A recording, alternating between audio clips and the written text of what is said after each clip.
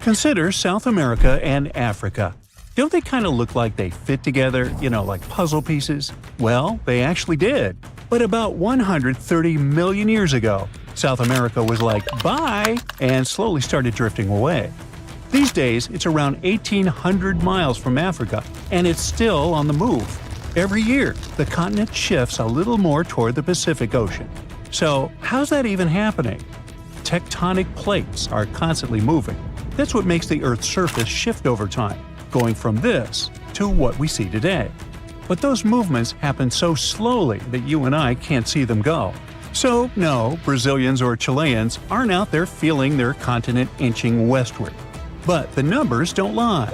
South America is moving, and apparently all it wants is to get as far away as possible from this massive underwater mountain range called the Mid-Atlantic Ridge.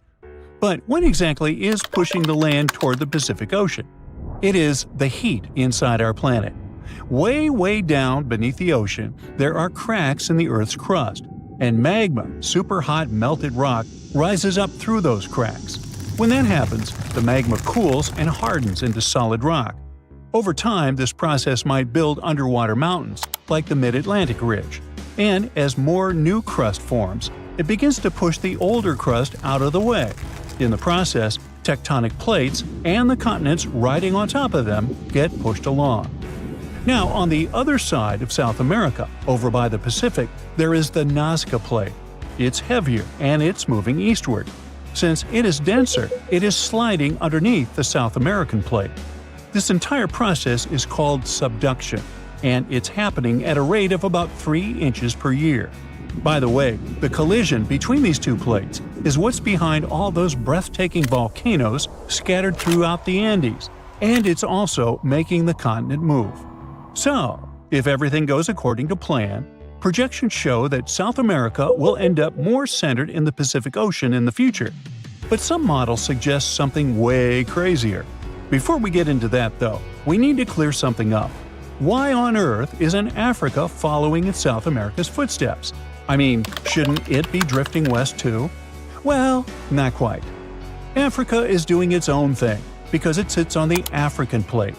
So the Mid-Atlantic Ridge is located between those two continents, and just like it pushes the South American plate, it also pushes the African plate, but in the opposite direction. It's like this ridge is trying to split up two ex-besties, But there's more. Africa is also being influenced by the East African Rift. That's one of those massive cracks we talked about earlier, but it's happening on land, which makes it extra dramatic. This is what's causing the continent to slowly split apart.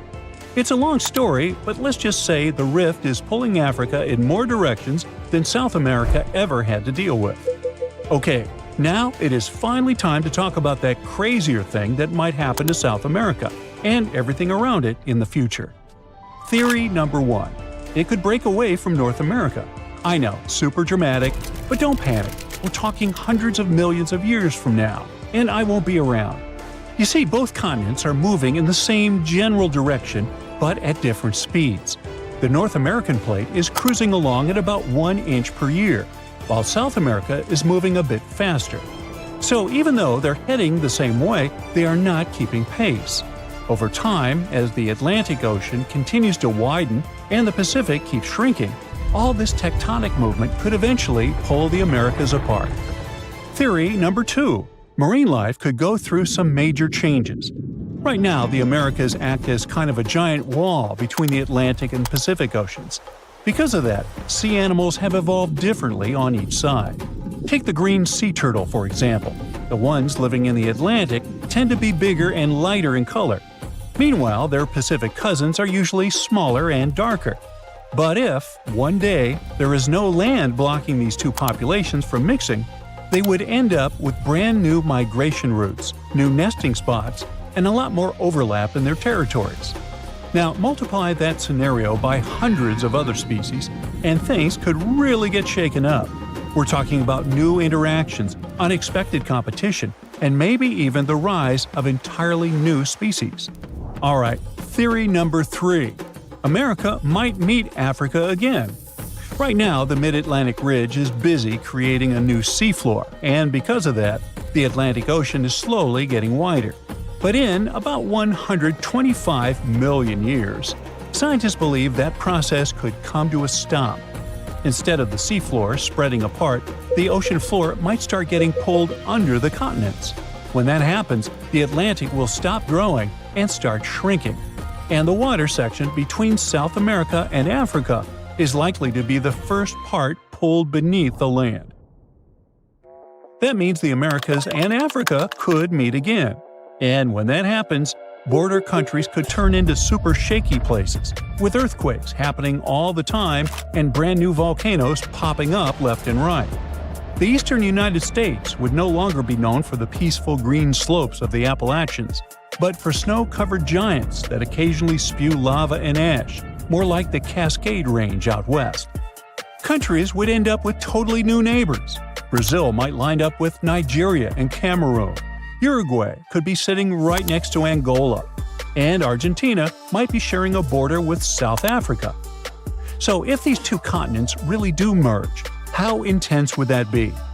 Well, for starters, this new supercontinent would instantly become the biggest one on Earth, about 1.5 times the size of Asia.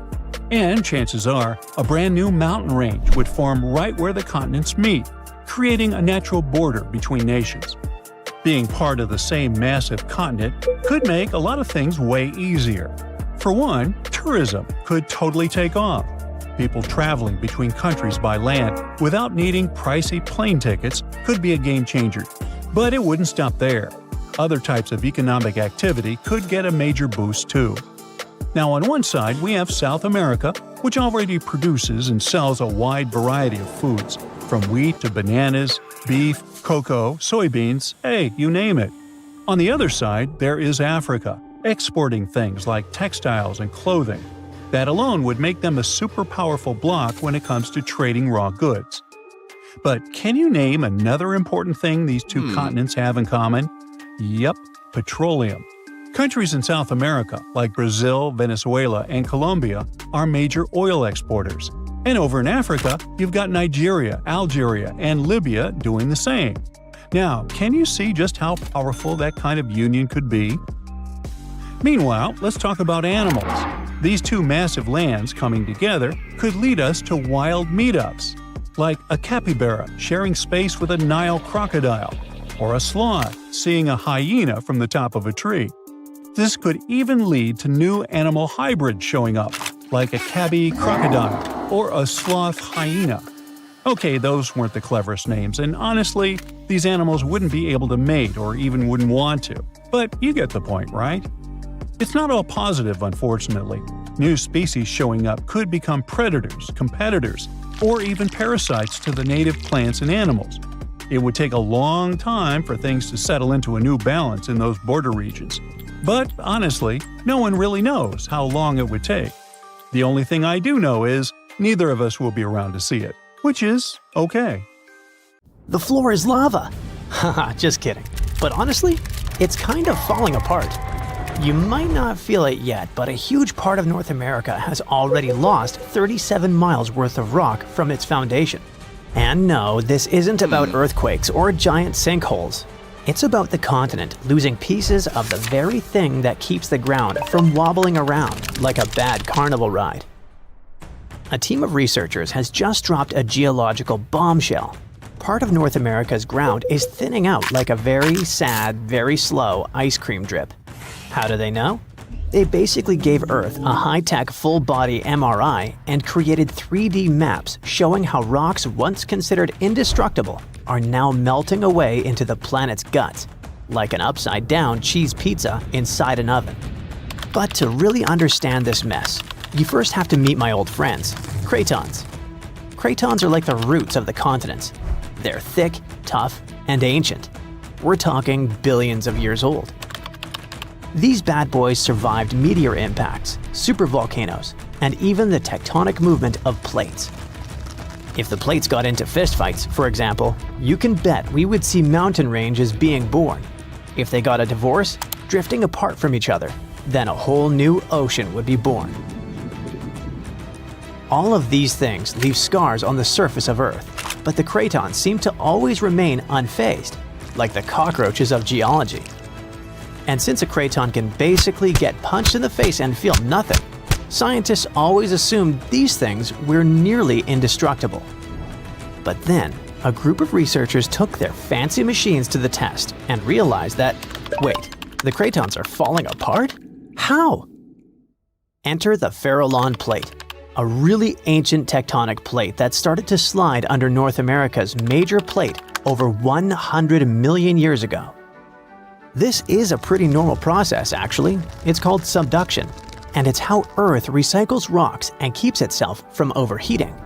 This subduction thing has been happening for so long that, by now, the Farallon is almost 400 miles away from the Craton, sitting pretty chill at the lower mantle, weirdly close to the outer core of our planet.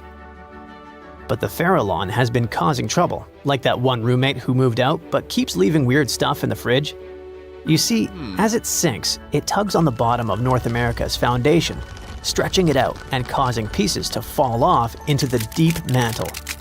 And if that wasn't enough drama, the sinking Farallon has also leaked water and carbon dioxide into the surrounding rocks, making the Craton even softer and easier to shred apart.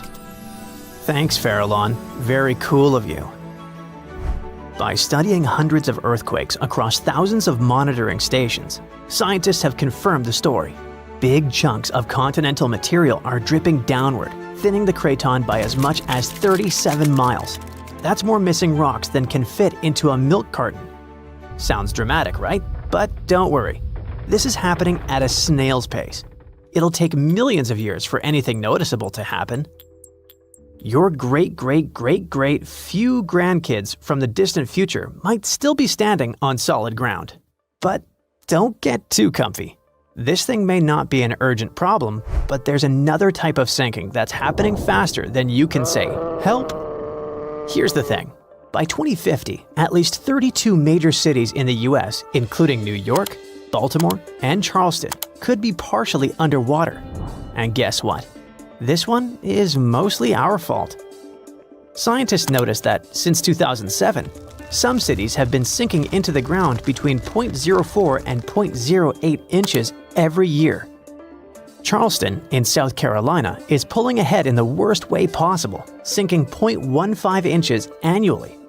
Sure, these numbers sound tiny and a bit ridiculous, but Charleston is barely 9 feet above sea level, and a little sinking goes a long way when the ocean is breathing down your neck. On really bad flood days, people there have to abandon their cars and basically swim home. This whole phenomenon is called land subsidence, and when you mix sinking land with rising sea levels, you get a disaster cocktail of flooded streets, salty farmland, ghost forests, and a lot of very cranky homeowners. And it doesn't stop with just homes. Infrastructure like bridges, roads, airports, and power plants, all things we rely on daily, are also at risk of serious damage. Flooded electrical grids and sunken highways could cause billions more in economic losses and create major safety hazards for communities. Now, let's be fair. Not everything is humanity's fault. Some of this trouble dates all the way back to the Ice Age. About 12,000 years ago, massive ice sheets covered the northern US. They were heavy, like seriously heavy. The weight pushed the land down, and when the ice melted, the ground didn't just pop back up like a trampoline. Instead, it started playing a weird game of geological seesaw. The places that were squished started rising, and the places that weren't got pulled down. This whole process, called glacial isostatic adjustment, try to say that 3 times fast. But of course, humans found a way to make it worse. Groundwater extraction is a major culprit. Think of it like pulling the stuff out of the mattress. After a while, the whole thing just sags. In places like California's Central Valley, the land is dropping by up to 8 inches a year because we keep pumping out water during droughts. In cities like New York, the problem isn't just water. Skyscrapers themselves are making it worse. Yep, turns out if you stack millions of tons of concrete and steel onto soft ground, it tends to flatten. And in case you're wondering, the total mass of New York City's buildings is around 1.68 trillion pounds. That's about the same as 3.5 million statues of liberty piled up. With so much weight concentrated over a relatively small area, the underlying soils have no choice but to compress over time. And if you thought it couldn't get messier, think again. We've been building dams, which stop rivers from delivering fresh sediment to coastal areas. That sediment is kind of like Mother Nature's way of fluffing the ground back up. Without it, coastal lands are compacting like an old sponge. Plus, when wetlands are drained for agriculture or construction, the peaty soil dries out and collapses. Honestly, it's like the ground just can't catch a break. Scientists also noticed that the areas that used to be lush wetlands are now among the fastest sinking spots in the country, especially along the Gulf Coast. Louisiana, for example, is losing about a football field of land because of this mix of subsidence and rising seas. So what's the endgame here for us regular people who just want to live above sea level? Well, it's not looking great. Ghost forests, which are basically drowned woodlands, are popping up. Farmland is turning salty and unusable. And even sunny day flooding, where streets flood without any rain, is becoming a thing. Yikes! Meanwhile, over on the West Coast, California is not exactly winning either. San Francisco and Los Angeles are both sinking, which means that rising sea levels could hit them twice as hard and twice as fast. In some places like the Palos Verdes Peninsula, the ground has been sinking so fast, people over there might as well live like moles. So, is America turning into the next Atlantis? Probably not next week, but without serious action, like cutting back on groundwater pumping and planning smarter cities, at least 500,000 people are in serious danger. And the housing damage could easily rack up a jaw-dropping $109 billion by 2050. In the end, while North America isn't about to sink like a poorly made souffle, it's definitely showing some cracks in the crust. So maybe let's ease up on groundwater pumping, rethink how and where we build, and invest a little more in keeping our feet dry. After all, if the floor really does become lava someday, we're gonna wish we had at least fixed the leaks first. So, since 2000, the world has been hit with more than 1,700 earthquakes with magnitude greater than 5. Many happened around the Ring of Fire, located around the Pacific Ocean. In North America, the biggest threat is the San Andreas Fault Line, which can create an earthquake of a magnitude higher than any other, earning it the spine-tingling nickname, the Big One.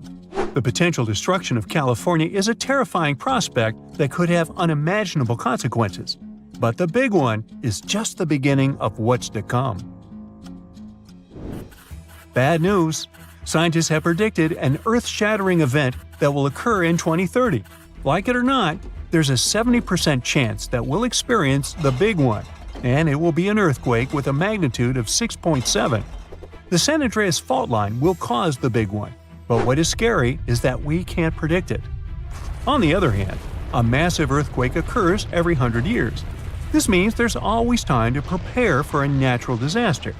If we traveled back in time, we'd see a few significant earthquakes like the ones that wiped out San Francisco and Fort Tejon. Buildings made a long time ago are not quake-proof. They will collapse. Even if they survive, you should not enter them. But buildings are not the most dangerous part. You should watch out for electrical lines and gas pipes. Your hill house might be lovely, but it is extremely unsafe. During quakes, the hill can turn into a massive landslide that will destroy everything in its path. Say goodbye to road trips because all the roads will be ruined. You should have some spare water and food since you won't be able to go to the supermarket. This disaster won't be cheap. It will cost the U.S. around $200 billion to recover from the quake. At least the earthquake will not trigger tsunamis, but there's something that can cause more damage than the big one. The notorious Cascadia subduction zones start in California and ends up all the way in Vancouver, Canada. The San Andreas Fault Line is nothing compared to this zone. It can wipe the whole coast off the face of the Earth, an example of hyperbole. Subduction zones are tectonic plates forced to be one under the other and constantly pulling apart. One is called the North American Plate, and the other is the Juan de Fuca Plate.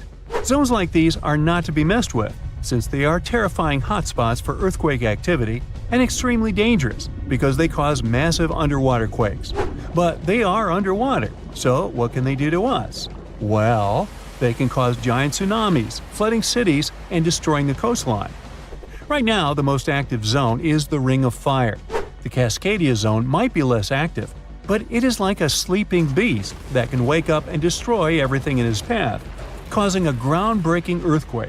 The last time all this stress was released was in the year 1700. Unlike the San Andreas quake, this one will cause massive tsunamis and much bigger shocks. Let's hope you'll be camping in an open field at that time, because most buildings and bridges will likely be destroyed. Also, be ready for the aftershocks, as they'll be devastating. Nature won't be spared either. Landslides will change animals' habitats. Even our homes will be changed forever.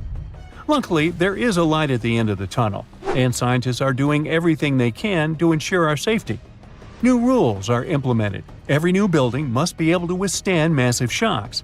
They're developing modern warning systems, and every new infrastructure must follow strict quake-proof guidelines. The Juan de Fuca and the North American plates are locked together, but they won't stay like that forever. When they unlock, get ready for a massive shake.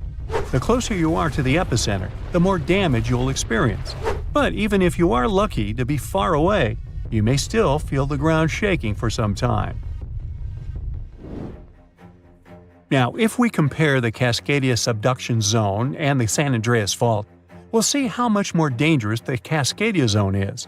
In 1994, there was an enormous 6.7 magnitude earthquake in the Northridge area, close to the San Andreas Fault. Sadly, many people didn't make it, and some were injured. Back then, buildings were not strong and earthquake-proof, and many of them were damaged. The Cascadia subduction zone can potentially cause a magnitude 9 earthquake. A magnitude 6 quake has the power of around 44 million pounds of dynamite, but a magnitude 9 has the power of 44 trillion pounds of dynamite. The strongest ever recorded quake was in Chile. Its magnitude measured 9.5, and it destroyed most everything. So let's say you've survived the quake, but the struggle is far from over. Soon after, a massive tsunami will strike, with waves that might reach up to 100 feet in some areas. That's so unlike the San Andreas earthquake, which can't produce any significant waves. So say goodbye to your beautiful garden, since salt water will destroy trees and plants, changing the environment for a period of time. The only positive thing will be you won't need Halloween decorations, because all those dried-out trees will resemble a ghost forest. The combination of waves, quakes, and the sheer size of the area will make this natural disaster much more dangerous than any caused by the San Andreas Fault or the so-called Big One. A quake similar to this happened around 300 years ago. Many more have been recorded in the past 3,500 years, proving that they continually occur every 400 to 600 years. So, technically, we have around 100 to 300 years before the next big one hits. We still have no idea how exactly the Cascadia subduction zone works, because we discovered it in 1970. This zone is super scary because it can cause big earthquakes. It was found by accident when researchers studied the Ring of Fire. They wanted to know if this area had caused any trouble in the past years, and the proof was under their noses. In Washington, there is a horror forest where nothing has been growing for years. When researchers tested the soil, they found a tremendous amount of salt. They put 2 and 2 together and concluded that a massive tsunami had been the reason. Experts still didn't know when the forest was destroyed, but Japan kept records of a gigantic earthquake that had a similar effect. It was the one that happened in the year 1700. There is a 1 in 3 chance that the next one will occur in 2050. You must know how to survive the Canadian earthquakes and make it out unscathed, so listen carefully. Those who live in this area have almost no experience with earthquakes like this one. Surviving the quake is relatively easy, but the tsunami coming afterwards is the real danger. After the shake, find the highest ground and go there. Only bring the essentials, like food and water. Yeah, leave your baseball card collection at home. After the first hit, don't try to go down. Seismologists say that most likely there will be a few more waves, and they have proven this. On the 22nd of May 1960, seismologist Jerry Eston and his 4 friends went to Hawaii to see an expected tsunami that was to happen around midnight. They set up their gear on Wailuku Bridge with an escape route planned. This bridge had been destroyed in the previous tsunami, but the new one was much taller and better. After midnight, the water was 4 feet above the average level. The second wave hit a half hour after midnight, and the water rose another 9 feet by 1 a.m. The water started going down and dropped by 7 feet, but the horror was far from over. Next, they saw a wave that was around 20 feet tall. This shows us that tsunamis are unpredictable, and we should listen to experts to stay safe.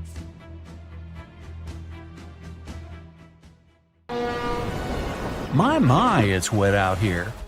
In 2016, scientists decided to study the widest part of the Atlantic Ocean, between Africa and South America. It's kind of lonely there. They went days without seeing a single plane or ship. It was mostly just dolphins and whales swimming by. They were in the middle of nowhere. So why? They were floating right above one of the most important geological spots on Earth, the Mid-Atlantic Ridge. It's where 2 monster tectonic plates meet. Tectonic plates are massive jigsaw pieces that are constantly moving, even though we usually can't feel them. They form the Earth's crust and, in this case, meet beneath the Atlantic Ocean. The researchers floated over the ridge and dropped down some instruments that detect waves, earthquakes, and other vibrations. A year later, they came back to collect the results. At first, the goal was to learn more about the history of the 2 plates. But the instruments picked up a whole lot more than that. They found out some stuff about the future, too. Way down at the bottom, there's a layer of extremely hot liquid rock that's constantly rising up, pushing on the tectonic plates and causing them to move apart from each other. That means that the Atlantic Ocean is expanding about 2 inches every year, pushing Europe and Africa away from the Americas. At the same time, its bigger neighbor, the Pacific Ocean, is shrinking. It's the biggest ocean, right now, with a huge area that's around 30% of the Earth's surface. Its average depth is 13,000 feet and is home to the famous Mariana Trench, the deepest spot in any ocean. And yeah, it's now shrinking by around 1/5 of a square mile per year. Some scientists even believe that eventually, millions and millions of years from now, the Pacific Ocean could completely disappear. This ocean is where we think most earthquakes happen, plus it's where a lot of the world's volcanoes are. All that causes lots of shaking. Plates move around and old parts of the Earth's crust get destroyed. The ocean floor can't grow fast enough to replace it. This means some big changes are coming in the future. A couple of inches isn't exactly a big deal, but after a few 100 million years, there'll probably be a new supercontinent on Earth. Australia is slowly heading north, and it could eventually collide with Korea, Japan, and eastern China. Africa is moving too. In 50 million years, it'll be pushing right up against the southern parts of Europe. Since it's all happening so slowly, I've had a chance to think up some future scenarios. Okay, not me. A bunch of super brainy scientists with even brainier computers. The first scenario, a monster landmass called Novo. The Americas would slam into Antarctica, then they'd team up and head over to Africa. Meanwhile, Africa would have already smashed into Europe and Asia. Not bad, at least you'd save some money on plane tickets. But for most people, it would take an epic road trip to get to a beach somewhere. The second scenario is Ultima. I feel like these all sound like car names. Anyway, in this scenario, the Atlantic stops getting wider. Actually, it's the opposite. It starts closing in on itself. This new super cool continent would be surrounded by the Pacific Ocean. Scenario 3. Orica. Both the Atlantic and Pacific Oceans eventually shrink down until they either disappear or end up like tiny little lakes. All the life in these 2 oceans is gone. Instead, some new ocean starts forming to replace them. And the new supercontinent?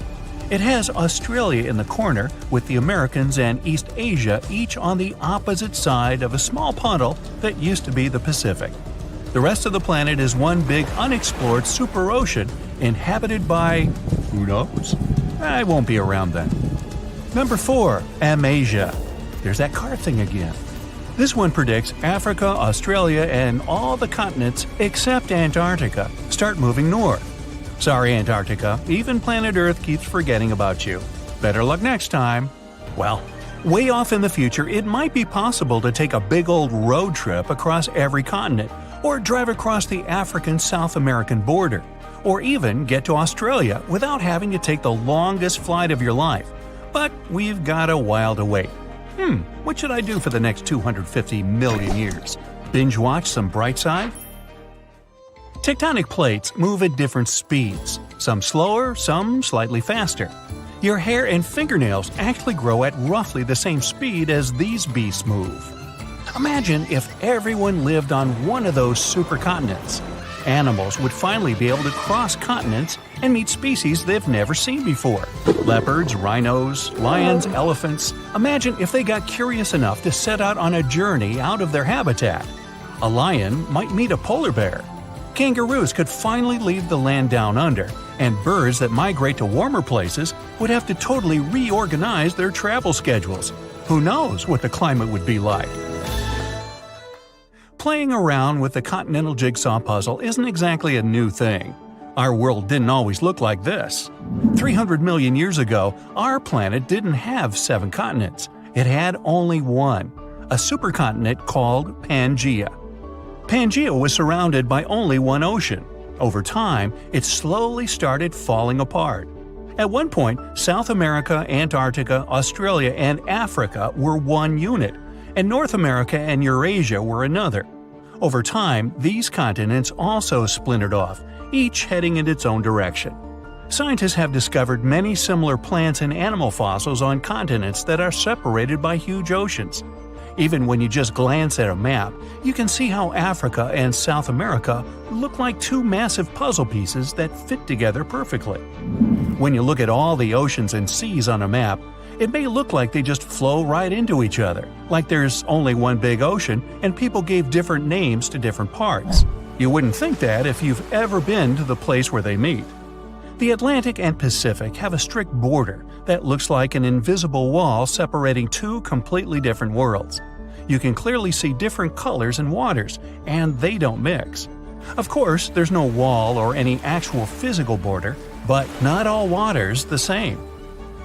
The Pacific and Atlantic have different densities, amounts of salt, temperatures, and a whole bunch of differences. The borders that separate two bodies of water are called ocean clines. The line you see dividing the Atlantic and Pacific Ocean is mostly caused by different salt levels. This is what layers of water with different salt levels look like. It's like they're separated with cling film, each one with a different color because it has different things growing in it. To see a clear, noticeable border, one sea or ocean has to be a whole lot saltier than the other. Want to get active and use up all the salt in your house? Pour some colored salty water or seawater into a glass bowl. Then add fresh water on top. Voila! The Pacific Ocean is the less salty one. That's because there are loads more rivers flowing into it. Heavier liquids are heavy, so they should sink to the bottom. But then, why is the border between the Atlantic and Pacific a vertical line and not a horizontal one? First, the difference in density of these two salty beasts may be enough to stop them from mixing, but it's not really enough to send one of them to the bottom with the other floating above it. There's another reason, and it's all about the Earth spinning around. Say you're flying from Chile to New England. If you fly straight north, by the time you get there, the Earth will have turned a bit, and you'd be nowhere near your destination. To get to the right place, the pilot needs to fly in a bit of a curve. That's sort of the same reason that currents move around in different directions. The currents in the Atlantic and Pacific Oceans move away from each other, so they don't really mix at their border, even though they're both just water. Confused? Yeah, me too. You have friends over for dinner. You set your drink on the counter and go help your friend set out some desserts. When you get back, you notice the liquid in your cup. It's sloshing around and the ice cubes look like ships on a rough sea. Now you feel it too. On the ceiling, the chandelier is swinging like mad. Then you hear someone scream, "Earthquake!" The house and everything in it is rocking back and forth. You try to run for cover, but the shaking keeps you stuck in place, fighting to keep your balance. The cabinets look possessed, and glasses and dishes fly out and smash on the floor. The bookshelves topple over, and everything hanging on the walls sways and falls off. You duck under the dining room table, trying not to get hurt on all those broken dishes. Yeah, you've been through earthquakes before, but none like this. Checking your phone? Typical, no signal. You can't believe what's about to happen. The screams get louder, and suddenly the whole house collapses. The biggest earthquake ever recorded happened in Chile in 1960. Disaster came in the afternoon, just when everyone was out enjoying themselves. To cause serious, life-changing damage, you need to have a magnitude of around 7 or so on the Richter scale. This one was 9.5. This part of Chile is smack dab on the so-called Ring of Fire, the most active volcanic and seismic area in the world along the Pacific Rim. The initial shaking lasted around 10 minutes, and after 2 days, many aftershocks were still strong enough to set off a volcano in the south of the country. But that's not where it ended. The earthquake unleashed a series of tidal waves all over the Pacific Ocean, with some reaching over 80 feet high. The waves and earthquake were so strong that they even affected Hawaii, Japan, and the Philippines. It caused around $500 million $1960 worth of damage. Many were left homeless. Much of their infrastructure was smashed too. Buildings as far as the eye could see were toppled, and debris piled everywhere. Scientists estimate that this earthquake was so powerful, it shifted the Earth's axis, making our days 1.26 microseconds shorter. That might not seem like a lot, but think about it. Just one natural disaster was strong enough to make time move. Many of the coastal cities were flattened and floods were widespread. The economy spiraled downward. According to studies, if this earthquake happened today, it caused more than $20 billion in damages. So what would happen if an earthquake twice that size hit without warning? For starters, you'd likely feel the effects even further away. Tidal waves wouldn't just hit the coasts of Japan and the Philippines. They would move even further to China, Korea, Vietnam, and even Australia. And those waves would be significantly higher than 80 feet, perhaps double that. That's like 8 giraffes piled on top of each other, surfing your way. If you lived by the coast, you'd notice the waves. If you saw the water recede way back so you could practically see where all the fish call home, you'd know it was time to run. Chances are that a tsunami's heading your way. Say it really happens. You're caught under the wreckage, not knowing what's going on. You manage to free yourself and escape to the fresh air. And you're not alone, because all the houses in the neighborhood have turned into piles of bricks and rubble. The bridges have also collapsed, leaving people stranded on either side. You look around, dust yourself off, and rush to find help. Fire trucks and ambulances drive between the broken-down cars and rubble. You try to make it to your car, but the aftershocks are still hitting, and you're getting tossed to the sidewalk.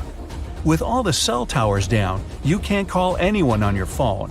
Your knees are shaking, but you manage to power through. Once you reach your car, you see it crushed under a boulder, like a giant soda can. You continue on foot and eventually reach downtown.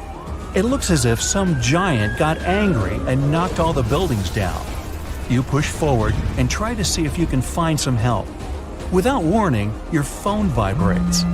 You check it and see 1,000 notifications about a 20-magnitude earthquake. You're still shaking, but that's all you. The ground is still for now. Uh-oh. You hear something in the distance, racing towards you. To your right, you see tidal waves as tall as buildings charging at you. Still in shock, not knowing what to do, you now come to your senses and run. You don't even know which way to go. There's a tsunami right behind you, and in front of you are broken down buildings with rocks and concrete still falling everywhere. Wait, there's a building that's somehow still standing. You need to get on top of that thing. You reach the elevator, but it's jammed. Not surprising. You bolt up the stairs as fast as you can, tripping on broken glass and plaster, but always managing to get back up. You look out a window and see the water. It's so close. You're nearly at the top. A few more flights and… whoosh. The water forces its way into the building and drags you down at least 2 floors. You can barely see anything. Still, you know you must swim up. But the water keeps forcing you downwards. After about 30 seconds, you manage to swim your way out and continue climbing to the top. You scramble to the top floor and collapse on the roof. You're safe for now. The tidal wave is still going strong, plowing its way through the ravaged city center. Your phone is now waterlogged and useless. You have a perfect 360-degree view of your town covered in water and debris. The ground starts to shake again. Maybe you'll just sit around until this is all over, waiting for the rescue helicopter. But then, a loud explosion that almost breaks your eardrums shakes the ground even more. Off in the distance, smoke is rising, and soon it covers the entire sky. Darkness hides the morning sun. That's when you can see lava shooting up into the air and landing nearby. The lava forms into a river, flowing its way into town block by block. With this much seismic movement and the high intensity of the earthquake, the world's tectonic plates have shifted so that magma is pushing its way to the surface. From the earth, steam begins to vent. Then the heat hits you. You see the magma cover the ground like a blanket, eating up every car in its way. What's worse is that the magma is melting the foundations of the buildings that managed to withstand the earthquake and the tsunami. The buildings in the distance are now sinking and collapsing into the raging lava pool that's replaced your town. One by one, every building descends. That means, the building where you're standing is also swaying. It's about to fail. That's when you see the light. You look up and see a helicopter above in the distance. You wave your arms, run around, jump, anything to get noticed. And it works. The chopper makes a few circles and finally drops you a rope ladder. As you're lifted in the chopper, you take a good look at the world below you as it wriggles around like noodles in a strainer. You land a few miles out and are immediately treated by a doctor in an emergency triage center. You were one of the lucky ones. A year later, the tsunami water has receded. The lava that flowed inland has cooled, but all that magma permanently changed the ground below it, and the whole town is gone. The disaster has thrown the entire country into a financial nightmare that'll last decades. It takes months to survey the town, making sure there's no dangerous electrical wires or busted gas pipes anywhere. They're rebuilding your town farther inland from where the old one was. In other towns, they rebuild directly over the ruins. In others, they just decide to move everyone to a nearby city. Get ready, because one of the Pacific Ocean's most active volcanoes might blow any minute now. Scientists monitoring Axial Seamount, a gigantic underwater lava factory just off the coast of Oregon, say it could erupt literally any time between today and early 2026 at the latest. Yes, it's underwater, but don't get tricked by the ocean's cover. This beast is almost 3 times taller than the Empire State Building. This volcano is inflating like a souffle at a Michelin-starred restaurant, and scientists are so excited they will live stream it. Seriously! So, here's the thing. This volcano will explode at any moment now because, well, it's inflating fast. Over the past few months, researchers have noticed that the seafloor is literally rising. It's like Axial is doing its best impression of a waterbed filled with molten rock.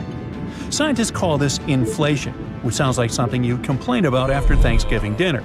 But in volcano terms, it means magma is piling up underground, causing the seafloor to bulge like a souffle that's this close to collapsing. Now, an underwater volcanic eruption might not sound so exotic. After all, most volcanic activity on Earth happens under the sea. Believe it or not, there are more than 1 million submarine volcanoes quietly churning lava beneath the waves as you watch this. The ocean floor is Earth's biggest volcanic hotspot. What makes Axial Seamount so thrilling is that it's under intense scientific surveillance, unlike any other underwater volcano.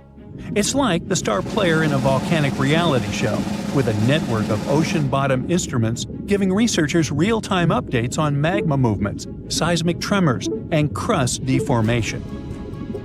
In fact, Axial Seamount hosts the world's first-ever underwater volcanic laboratory. Scientists have been keeping a constant eye on it since the 1990s, when they installed sensors that now relay live data straight from the seafloor. This kind of monitoring is unheard of elsewhere and has turned Axial into a geological celebrity, one whose behavior we can track with remarkable precision.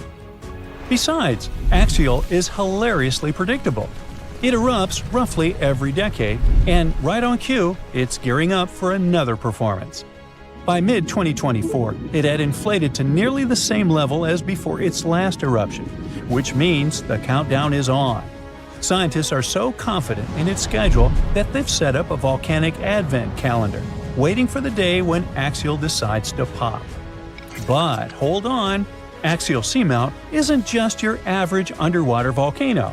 It's got style, personality, and a geological identity of its own. Now, most underwater volcanoes, called seamounts, tend to look like cones or flattened domes. Axial laughs in the face of tradition with its unfashionably rectangular caldera, a 2-by-5-mile crater that looks like it was designed by a geologist with a ruler and a grudge against curves. Most volcanoes opt for the classic circular look, but Axial, it went full avant-garde. This caldera is punctuated by fissures, vents, lava channels, and mysterious dome-like structures that rise hundreds of feet high. It's like the volcano's wearing a funky geometrical crown instead of the usual rounded hat. What's more, Axial's location is like prime real estate for geological fireworks. It sits right where two major forces collide, literally. First, it's on the Juan de Fuca Ridge, an underwater mountain range formed where two tectonic plates are slowly pulling apart, like a zipper being undone. Second, it's perched atop the Cobb Hotspot, a deep mantle plume that acts like Earth's sneaky magma espresso machine, pumping molten rock from deep inside the planet and fueling a whole chain of seamounts. To put it plainly, it's like the tectonic plates are reluctant dance partners, sliding away from each other, while the Cobb Hotspot acts as the DJ, turning up the heat and keeping the magma party going. This dual influence creates a complex plumbing system inside the volcano, with magma chambers filling, draining, and shifting in ways scientists are still trying to decode. The competition between the spreading plates and upwelling magma is what gives Axial its unique geological fingerprint, and it's also why this volcano keeps surprising us. Now, we said that Axial Summit isn't just a crater. The truth is that inside, the action gets even weirder and cooler, well, hotter, but you get it. Axial hosts black smoker hydrothermal vents, which blast superheated water at temperatures exceeding 700 degrees Fahrenheit. This is no ordinary underwater hot tub. These vents create one of Earth's most extreme environments, where bizarre creatures thrive in total darkness and scalding heat. Giant tube worms, crabs, colonies of bacteria, and even octopuses live off the mineral-rich plumes that gush from these vents, forming ecosystems completely independent from sunlight and photosynthesis. It's like an alien world beneath the waves, thriving off the volcano's fiery breath. These vent communities are crucial to science, not just because they're strange, but because they may resemble the earliest ecosystems on Earth. Some researchers believe life on our planet may have originated in similar deep-sea hydrothermal environments billions of years ago. Studying them could also help us search for life on icy moons, like Europa and Enceladus, where similar vents might exist beneath their frozen surfaces. When Axial erupts, it's like a natural reset button for these communities. The lava wipes everything out, but within months, life comes roaring back. Proof that even in the most hostile environments, real estate is always in demand. For those worrying about tsunamis or coastal disasters, relax. Axial's eruptions are the underwater equivalent of a slow cooker. The immense water pressure keeps things chill, well, scalding, but not explosive. So the worst thing that happens is some lava decorates the seafloor, and a few crabs have to find new vents to squat in. This means no massive ash clouds or explosive blasts that could reach the surface. Instead, lava oozes out and spreads across the seafloor, sometimes traveling for miles. But for scientists, this eruption is the golden ticket. Understanding axial patterns could help predict eruptions elsewhere, even on land.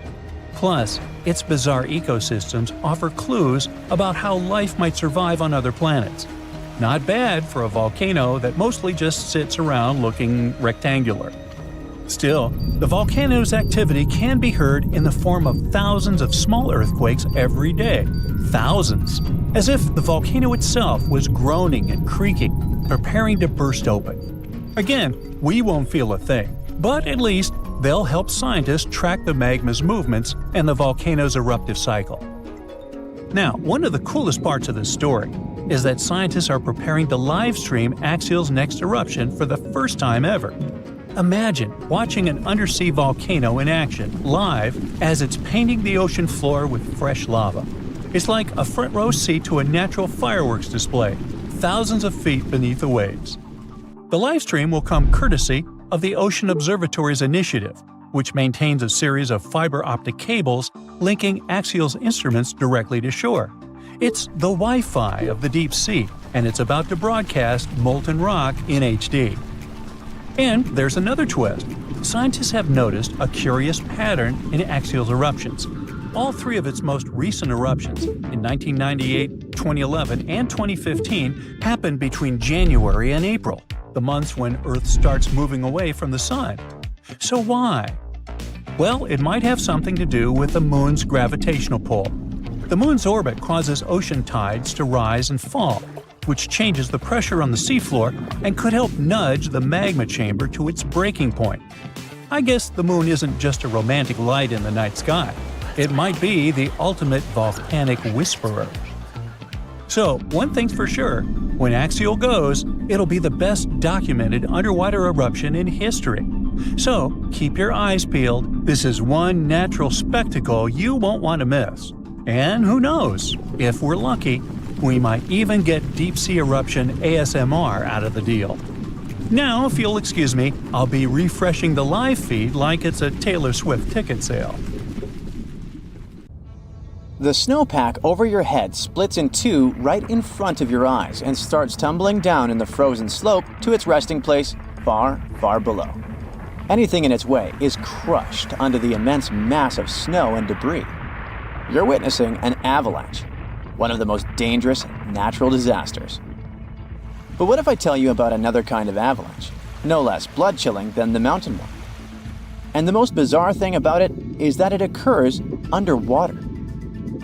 Underwater avalanches are powerful and disastrous natural phenomena, often much more dangerous than land ones. They have the potential to wreak havoc on the entire planet, leading to catastrophic consequences. The most alarming thing? They occur all the time under the surface of the ocean, impossible to see, predict, and extremely difficult to measure. Such avalanches can get 100 times larger than land ones, and they pose a great risk to the world's communications, capable of leaving the entire planet without the internet. But we'll talk about it a bit later. First, let's go 60,000 years back into the past. We're near the northwest coast of Africa, ready to witness the colossal scale and devastating impact of a ginormous underwater avalanche. It started as a quite small underwater landslide in the Agadir Canyon. At first, it was just 0.35 cubic miles of material, but in no time, this mass increased more than 100 times in size while traveling across the Atlantic Ocean floor. As the avalanche sped up and grew, it picked up gravel, sand, rocks, and mud. It carved a devastating path through one of the world's largest submarine canyons, wiping out all forms of animal and plant life on its way. The disastrous flow was so powerful that it literally eroded a 250-mile stretch of the canyon, cutting hundreds of feet into its sides and damaging a total area of 1,740 square miles. That's the area of more than 3.5 New York cities. As for the force of the flow, it was so immense that it propelled massive boulders up the canyon walls, to heights of up to 430 feet. Before scientists discovered the evidence of this catastrophic event, they had seriously underestimated the scale of destruction caused by submarine avalanches. By the way, these devastating catastrophes can start not only far away in the ocean, but also at estuaries. Let's go back to 14 January 2020 and see for ourselves. A turbidity current, a rapid, downhill flow of water containing a lot of sediment, rushed more than 680 miles from the Congo River estuary in the deep sea.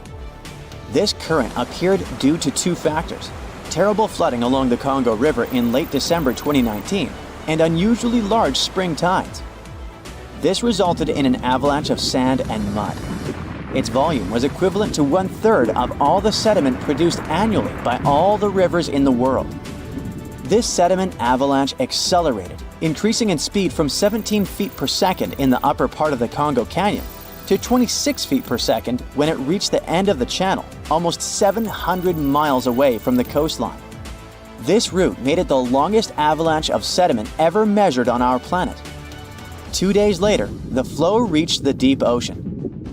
The avalanche broke two seabed telecommunication cables, cutting internet data speeds all the way across West, Central, and South Africa. Now, before this disaster, scientists considered that measuring powerful deep-sea avalanches was impractical. But the sediment flow in the Congo Canyon could be monitored directly, finally allowing researchers to assess how major river floods connected to the deep sea. They also concluded that how often underwater avalanches occurred depended on where the observer was. Seafloor canyons that are close to river mouths can experience several tiny avalanches per year. Other systems, far from river discharges like the Agadir Canyon, can only have one monster of an avalanche every 10,000 years or so. You're likely wondering, what can trigger an avalanche under the surface of the ocean? Well, earthquakes, typhoons, high tides, river floods, and even volcanic eruptions. And due to our changing climate, such events become more and more frequent and intense. At the same time, these triggers don't mean that an avalanche is bound to happen, nor do they relate to the scale of the event. See for yourself. In 1755, a powerful earthquake hit the coast of Portugal, wiping out large parts of Lisbon. Tens of thousands of people lost their lives during that disaster, but it only triggered a tiny underwater avalanche. And in 1929, a large earthquake off the coast of Newfoundland, Canada, triggered the largest underwater avalanche ever recorded. The flow traveled at a speed of 42 miles per hour, carrying boulders, sand, and mud. It snapped 11 seabed cables on its journey downhill.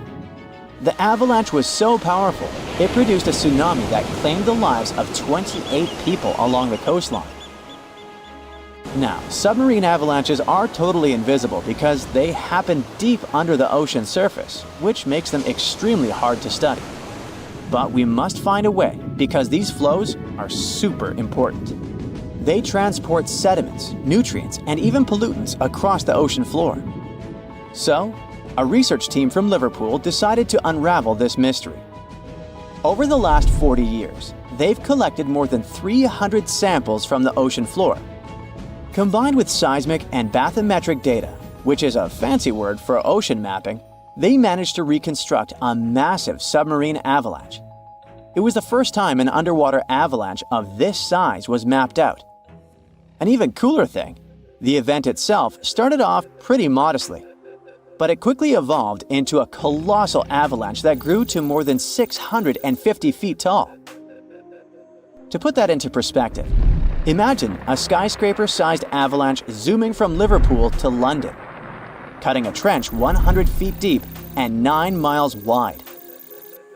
Then it spread out over an area bigger than the UK, covering it with several feet of sand and mud. That's like burying a whole country. These findings are actually a big deal because they show that even a small underwater landslide can turn into something massive and super destructive. But that's not the worst. Think about undersea internet cables, which are essential for global communication. There are more than 550 active seafloor cables around the world. Their combined length is a whopping 870,000 miles. That's enough to wrap around our planet 35 times. When a submarine avalanche breaks seafloor cables, the effects are usually super expensive and devastating. For example, in 2006, an earthquake in Taiwan triggered underwater avalanches that cut loads of seafloor cables connecting Southeast Asia with the rest of the world. The largest internet operator in China had a 90% loss of traffic to the USA at the peak of the event. As for Taiwan itself, it experienced between 74 to 100% loss in traffic to neighboring islands. So now you probably get why we need to learn more about this natural phenomenon. Luckily, researchers at Tulane University have found a way to study it in 3D. Previous studies only looked at submarine avalanches in 2D, which didn't give the full picture of how they actually behaved. The new research focused on how underwater flows interacted with mini basins, natural features on the ocean floor that look like shallow bowls. Despite being called mini, these bowls can be huge, up to 4 square miles. When turbidity currents flow into these mini basins, they don't just stop.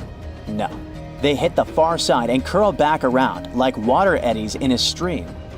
These swirling flows move the sediment around before it settles on the ocean floor. The size of the mini basin and the speed of the flow can change how the current behaves. If the basin is big and the current is slow, it starts to fill up with sediment. But if you crank up the flow speed or shrink the basin, the current starts to overflow, spilling over the basin. To study all this, the researchers created a mini version of a mini basin in a pool and used different speeds of flow to simulate turbidity currents. They even made their own sediment mixtures to see how different sizes of particles would behave. In the end, they managed to mimic real-life ocean conditions, but on a smaller, manageable scale. Pretty cool, huh?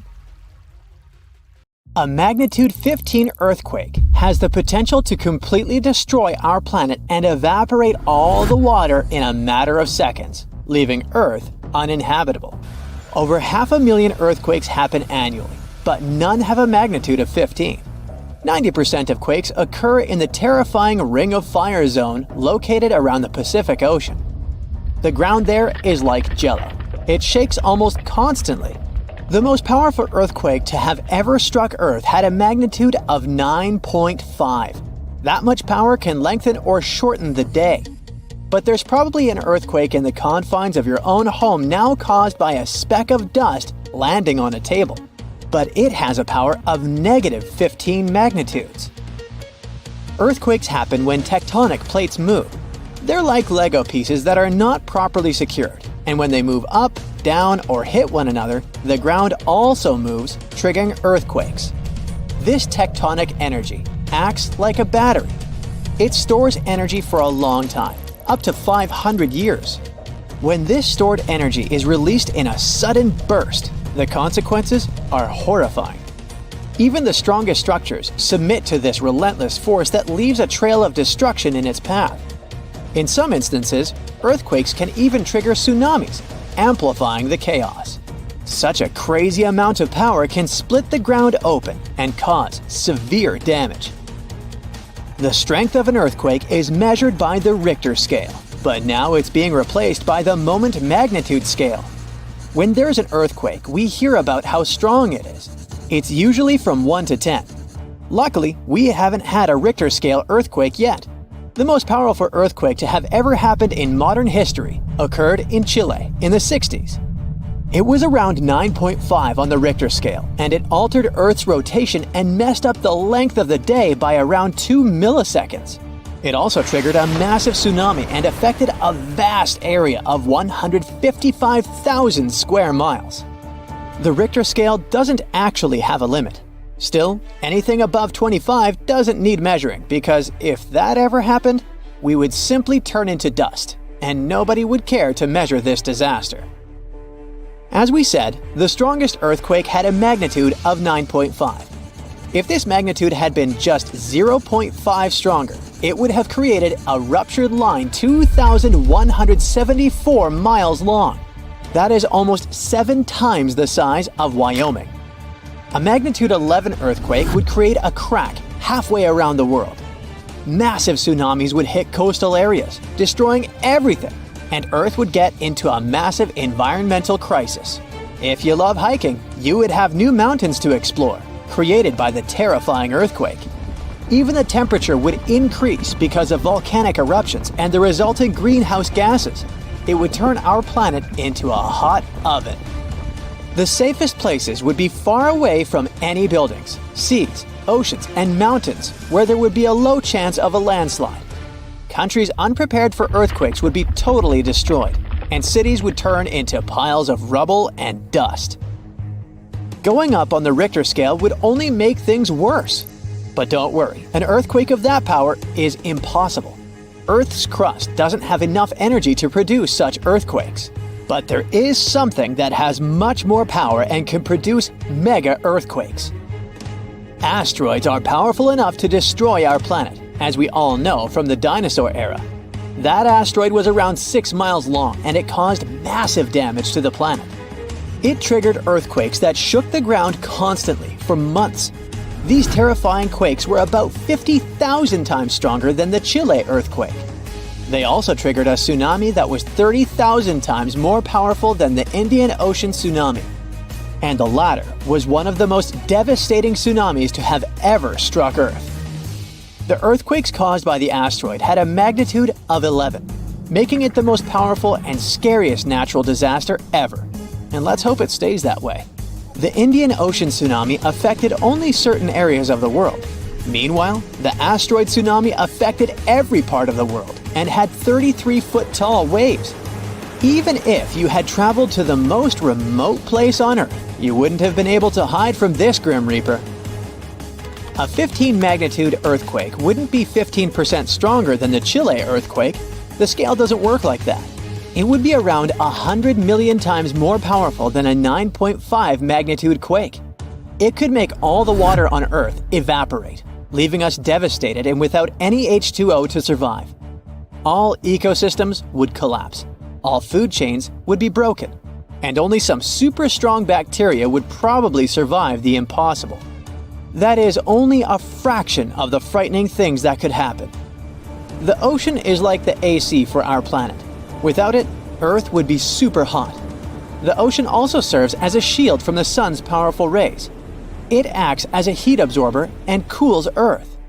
Scientists think that the most dangerous thing would be the inability of Earth's crust to survive the violent shakes of the 15-magnitude earthquake.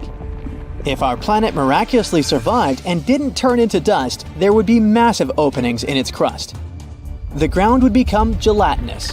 It would randomly move up, down, left, and right, and no building would survive that. Our civilization would be brought back to the Stonehenge era. Tectonic movements like this are devastating. A similar thing happened in Japan when tectonic plates moved 165 feet from each other and then snapped back together, creating a 9-magnitude earthquake. No place on Earth is immune to this bone-chilling natural phenomenon. Still, certain places have higher chances of being destroyed than others, like the Ring of Fire, where 90% of earthquakes happen. This is a place where earthquakes are almost everyday occurrences. The Ring of Fire is located in the Pacific Ocean. It forms a ring around the continents that surround the Pacific. There, several tectonic plates meet, creating highly unstable ground. To make the problem much more terrifying, 75% of active volcanoes are located in this area. 90% of dormant volcanoes are also there, making this place extremely dangerous. Scientists carefully study this region to find a way to predict when the next earthquake might strike. The Ring of Fire is not the only place at risk of earthquakes. In California, along the San Andreas Fault Line, 2 tectonic plates have been storing power for more than 200 years. The San Andreas Fault is 715 miles long and has the potential for a massive earthquake.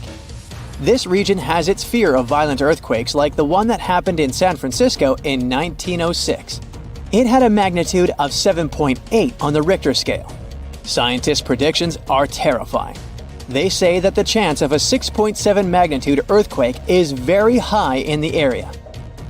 If all hell starts to break loose, you should know how to survive.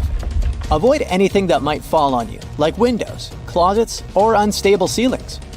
The official phrase from emergency experts is drop, cover, and hold on. Stay low to the ground. Hide under something stable like a table, and remain there until the shaking stops. Make sure to stay in your shelter for another minute or two, just in case there are aftershocks or loose debris. Use your nose and smell for gas. If you do smell it, don't turn the lights on or do anything that might ignite it. Stay strong and be safe. Miami's luxury towers have everything. Car elevators, rooftop pools, celebrity neighborhoods, and something completely unexpected called gradual descent. A new study shows dozens of beachfront high-rises are slowly sinking into the ground. Just a couple of inches over a few years and still moving. What's going on? And is it gonna get worse? Let's find out. When you look at a map of South Florida, the city of Miami is mostly on the mainland. Just off the coast lies a long barrier island. That's Miami Beach, the stretch you see in most drone shots and travel clips. Fancy cars, the beach, the clubs, the glass towers right next to the water, that's all on this island. But it didn't always look like that.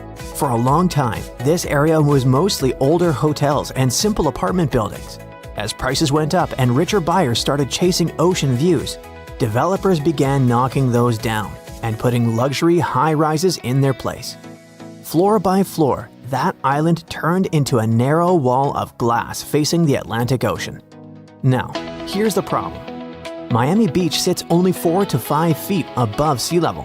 That's barely enough height for comfort. Each fall, king tides push water up through drains and across certain streets on bright, clear days. The flooding sometimes gets so bad that locals could kayak through parking lots for fun. That might sound like a funny video, but for researchers, it raised a serious question. Could the same landscape be shifting beneath the towers too? Some buildings had already shown signs of movement, and the question became whether the ground itself was still settling under all that concrete and steel. To find out, scientists used a method called INSAR, which stands for Interferometric Synthetic Aperture Radar. It works by having satellites scan the same spot on Earth over and over, using radar to detect tiny changes in elevation. It's like watching a tower in slow motion from space, tracking whether it holds steady or slowly sinks. Those scans stack hundreds of satellite passes over the same balcony corners and roof edges. It's the same kind of radar NASA uses to track volcanoes and ground shifts. With enough images, researchers can spot motion as small as the thickness of a credit card. Between 2016 and 2023, they focused on this section of coastline from Sunny Isles to Miami Beach. The data showed that at least 35 high-rise buildings had moved downward over that period. In some cases, the ground had dropped just under an inch. In others, it was closer to 3. That may not seem like much, but over a short time, and in structures this heavy, it means something's off. These weren't new buildings under construction. Most were already finished, which makes the continued movement unusual. In theory, they should have settled and stopped, but they didn't. So what exactly is making the ground sink under these towers? Let's look underground, specifically right under these nice-looking buildings. Beneath the island is a mix of sand and Miami limestone. It is strong enough to build on, but it behaves more like hardened coral than solid mountain rock. Water moves through it, pressure moves through it, and sometimes the ground shifts in ways engineers can't properly predict. One possible explanation is something called creep deformation. It sounds like a villain from a B-movie, but it's actually a slow-motion rearranging of particles under constant pressure. Imagine parking a heavy truck on soft ground. It makes little dents right away, but if the truck stays there for a long time, those dents slowly get deeper. The ground keeps squishing a tiny bit at a time. That slow squishing is what might be happening under these buildings. But it's not just the weight. Construction itself can wake the ground up. Pile drivers, excavation, and heavy machinery can shake the sandy layers enough that older buildings nearby start shifting again. The study also found that some of the newer towers showed stronger movement overall, likely because the soil beneath them was still adjusting after recent construction. And then there's the water. The limestone underneath acts like a sponge, soaking up water from the ocean below and the rain above. When that water moves around, it quietly eats away at the rock and shifts the sand that holds everything up. That's how the ground slowly loosens. So, we have a spongy ground, heavy buildings, and the constant shaking from construction. Plus, water flowing through the rock. Over time, all of that adds up. It presses down just a little at first, then a little more. We're only talking inches, but even small uneven shifts can be enough to make engineers nervous. So, what does this mean for the buildings and all the people making social media reels? Probably, and hopefully nothing. At least not tomorrow. We're still far away from disaster movie scenarios. Structures won't topple over. There won't be sudden sinkholes swallowing cars. It's not how it works. But this problem does raise some eyebrows, especially after what happened just a few miles north in Surfside. In 2021, the Champlain Towers South partially collapsed. It was a huge tragedy that Miami will remember forever. That disaster didn't happen just because the ground moved. Issues kept piling up slowly over the years. Engineers discovered cracks, rust, and bad drainage. The building was falling apart from all sides, and then it was too late to do anything about it. But since then, the city has been paying more attention. Engineers are reassessing older buildings near the coast, and local officials are pushing for stricter inspections. The radar data doesn't mean a building is unsafe, but it can be an early warning. A signal that something deserves a closer look. For residents, though, there's a catch. Right now, there's no rule that says developers or building managers have to monitor ground movement with satellite scans. The study didn't involve teams going inside or taking core samples. It was just a space-based scan from above. If you zoom out from the sinking tower drama and look at that long strip of land, it's already one of the weirdest pieces of real estate on the planet. A good portion of the Miami lifestyle is literally fake land. Star Island, Palm, Hibiscus, the Venetian Chain, and a bunch of other spots started as sand at the bottom of Biscayne Bay. The bay was dredged in the 1920s. The sand was piled into islands, and developers turned those piles into celebrity neighborhoods where houses now cost tens of millions of dollars. Some of the richest people on Earth treat this area like their private game board. Fisher Island, just off South Beach, currently has the most expensive zip code in the United States, with a median listing price in the 8-figure range. A bit farther up sits Indian Creek, known as the Billionaire Bunker. It has only 41 houses, its own police force, and neighbors like Jeff Bezos and Tom Brady. One empty 1.8-acre lot there was recently listed for around $200 million, just for the dirt and the view. And all of this floats along the edge of Biscayne Bay, next to an actual national park full of beautiful marine creatures like dolphins, manatees, and sea turtles. More than 100 bottlenose dolphins live in and around the bay year-round, racing past boat docks and tall condos, like they're extras in someone else's movie. So, what happens next? Engineers keep scanning, inspectors keep checking, and everyone online keeps posting drone shots like nothing odd is happening under their feet. That's Miami, a strange blend of glamour and physics that never quite behaves. It's not a crisis, it's a maintenance routine. As long as the people in charge pay attention to quieter signals like slow dips in elevation or small structural changes, the skyline should hold. Maybe it settles a bit, maybe it stretches and groans. Now that engineers and scientists are aware of this issue, they can prepare and propose solutions. Until then, the towers will still be up and the bay will still shine bright. The whole city will keep drifting in its own style, just slightly downward. So, since 2000, the world has been hit with more than 1,700 earthquakes with magnitude greater than 5. Many happened around the Ring of Fire, located around the Pacific Ocean. In North America, the biggest threat is the San Andreas Fault Line, which can create an earthquake of a magnitude higher than any other, earning it the spine-tingling nickname, the Big One. The potential destruction of California is a terrifying prospect that could have unimaginable consequences. But the big one is just the beginning of what's to come. Bad news! Scientists have predicted an Earth-shattering event that will occur in 2030. Like it or not, there's a 70% chance that we'll experience the big one, and it will be an earthquake with a magnitude of 6.7. The San Andreas fault line will cause the big one, but what is scary is that we can't predict it. On the other hand, a massive earthquake occurs every 100 years.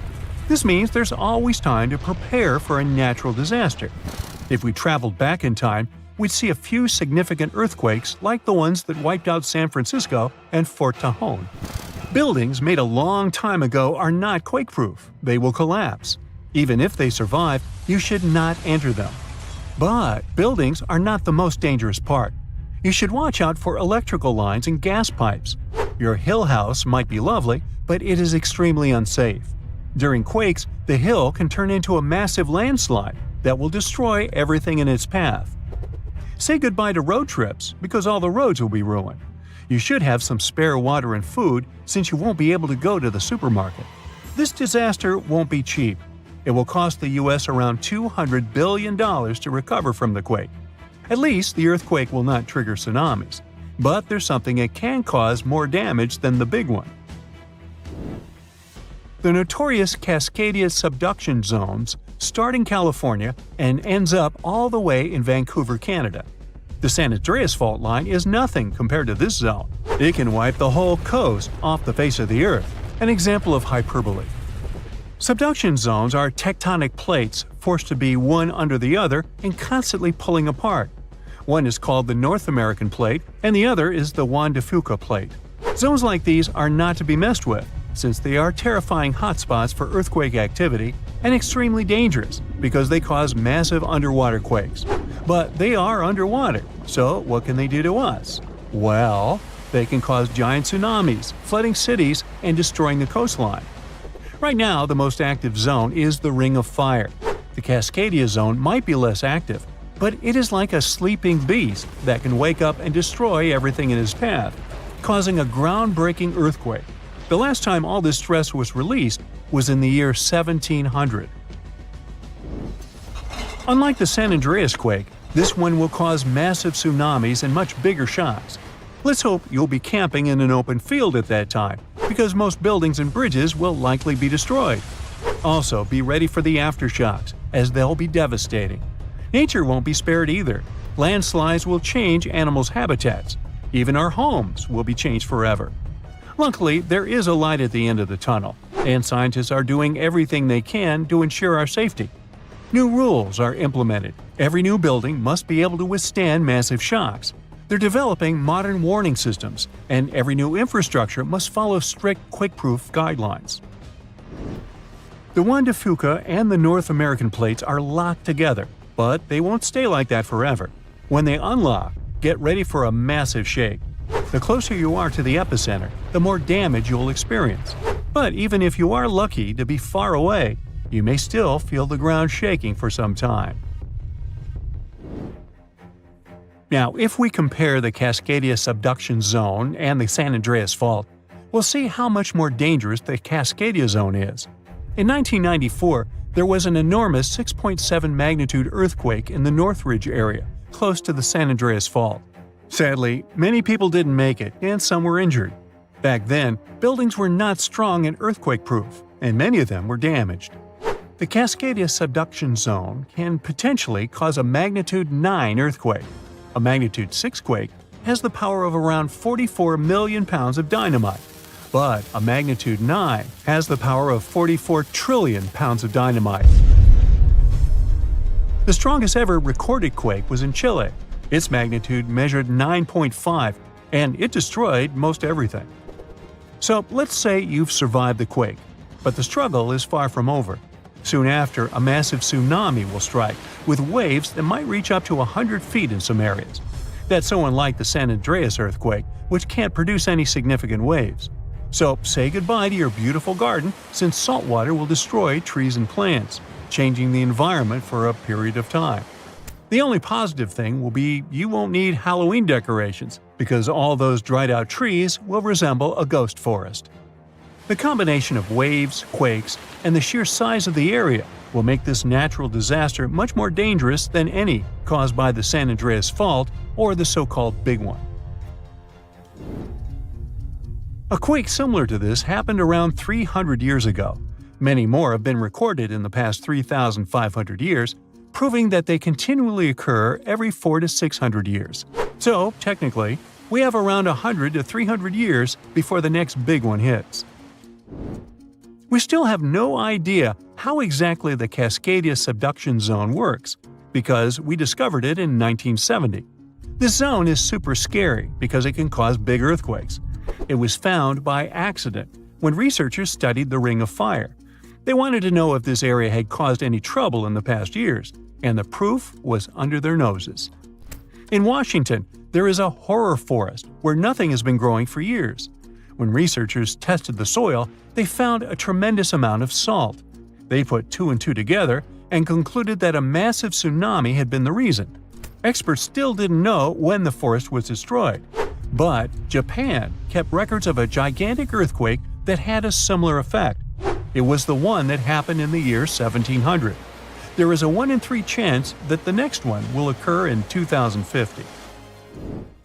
You must know how to survive the Canadian earthquakes and make it out unscathed, so listen carefully. Those who live in this area have almost no experience with earthquakes like this one. Surviving the quake is relatively easy, but the tsunami coming afterwards is the real danger. After the shake, find the highest ground and go there. Only bring the essentials, like food and water. Yeah, leave your baseball card collection at home. After the first hit, don't try to go down. Seismologists say that most likely there will be a few more waves, and they have proven this. On the 22nd of May, 1960, seismologist Jerry Eston and his 4 friends went to Hawaii to see an expected tsunami that was to happen around midnight. They set up their gear on Wailuku Bridge with an escape route planned. This bridge had been destroyed in the previous tsunami, but the new one was much taller and better. After midnight, the water was 4 feet above the average level. The second wave hit a half hour after midnight, and the water rose another 9 feet by 1 a.m. The water started going down and dropped by 7 feet, but the horror was far from over. Next, they saw a wave that was around 20 feet tall. This shows us that tsunamis are unpredictable, and we should listen to experts to stay safe. In November 2020, a wave the height of a 4-story building was recorded off the coast of Vancouver Island, Canada. The team at Marine Labs, the company that operates the buoy that got caught in it, couldn't believe the data they saw. Everything was normal, then, unexpectedly, a vast force came, pulled the buoy down, and then sent it up to a peak before taking it even deeper. The probability for such a huge wave to form is once in 1,300 years, so they had to be sure it wasn't a technical mistake. Marine Labs sent the data to a rogue wave scientist at the University of Vancouver.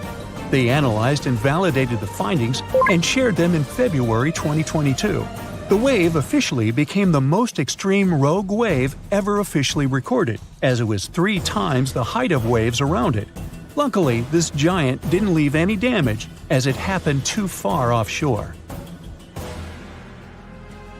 For centuries, rogue waves were believed to be real only in the stories of sailors. Christopher Columbus himself mentioned a rogue wave, but back then, it wasn't officially a thing. In August 1498, he was on his 3rd expedition to the Americas. As they were passing through a strait near Trinidad, a huge wave lifted the boats. They managed to survive and continue the journey, and the area is still known as the Mouths of the Dragon, named this way by Columbus. Back in 1826, a French scientist and naval officer was crossing the Indian Ocean on his ship, the Astrolabe. They got caught in a terrible storm and witnessed several waves over 80 feet tall. One of them was the height of a 10-story building. The crew lost one of its members, but the 4 of them, including the captain, made it to land and spread the story of the gigantic waves. But back then, scientists were sure waves couldn't be taller than 30 feet. So everyone took this story as a tale. Witnesses shared many other stories of giant waves coming out of nowhere, but scientists officially recognized the first rogue wave only in 1995. It went down in history as the Doppler wave, or the New Year's wave. This sea monster of the North Sea hit the Norwegian gas platform Draupner on New Year's Day. It reached a height of 84 feet. The waves surrounding it were twice as small. The rig was built to withstand waves up to 64 feet tall and had the most advanced sensors for its time. It became a sensation in the scientific world because it wasn't like any other type of wave they'd studied before. So they gave rogue waves an official definition. It's a wave more than twice as tall as others around it. These bad boys, also known as freak waves, monster waves, and episodic waves, can pop up lightning fast in a stormy sea or show up out of nowhere in calm waters. They have steep sides and a deep trough below, and look like a wall of water rising out of the sea. They're so intense that they can even swallow up rescue helicopters just trying to do their job. Rogue waves aren't the same as tsunamis. Tsunamis happen when there's a big shift in water, like an earthquake, volcanic eruption, or landslide. They mess with the entire water column. At sea, you might not even notice a tsunami cruising beneath you, but near the shore, as it hits shallow waters, those waves can shoot up to crazy heights. Rogue waves are formed at the surface level, although sometimes they can form deep below, and these are called rogue internal waves. Scientists and sailors singled out some statistics. Rogue waves more often form when wave trains run into fast ocean currents. The coast of South Africa is one good place for that. There are concerns that these water beasts may happen more often in the future because there's more energy in the atmosphere and ocean. It means larger and more frequent rogue waves and more ships lost at sea. Rogue waves aren't limited to oceans and can even occur in lakes. Lake Superior witnesses something that got the name Three Sisters. It's a series of three large waves, one after another. The second wave covers the ship decks before the first one is gone. The third wave jumps in and adds extra water. These three sisters overload the ship. There's a theory that this phenomenon took down the steamship Edmund Fitzgerald in 1975. Rogue waves are also dangerous because they form rogue holes in the water. When the wave builds up, it draws in all the water around it. So, near the base, these holes can be very deep. If the bow or stern of a ship ends up in one, the ship can instantly sink. Some oceanographers believe that rogue waves are to blame for the disappearance of ships in the notorious Bermuda Triangle in the Atlantic Ocean. Storms from several directions converge in this mysterious area, so rogue waves are more likely to gain force here. And because they can reach a height of 100 feet, they can theoretically bring down an airplane, not just ships. There are two main theories trying to make sense of how rogue waves happen. First up, we've got the linear addition theory. Imagine waves cruising through the ocean at their own speeds. Now, when these waves cross paths, they team up and become stronger, cooking up a rogue wave. Then there's the nonlinear focusing theory. It says waves like to roll in groups, and when they spend time together, they share some energy. Sometimes, this energy exchange turns into a rogue wave. To predict the formation of these freaky waves, scientists would need an innovative radar system to keep a constant eye on the waves near a boat. They'd collect all the data and toss it into a fancy math model that paints a real-time picture of what the ocean surface looks like at that very moment. This model would need to do new calculations of the surface situation every 5 minutes. It would let the crew know if there were any extreme waves coming up in the next several minutes. Such a system doesn't exist yet, but as scientists measure more rogue waves, mathematicians may find a way to alert us of the upcoming rogue waves rising out of the water.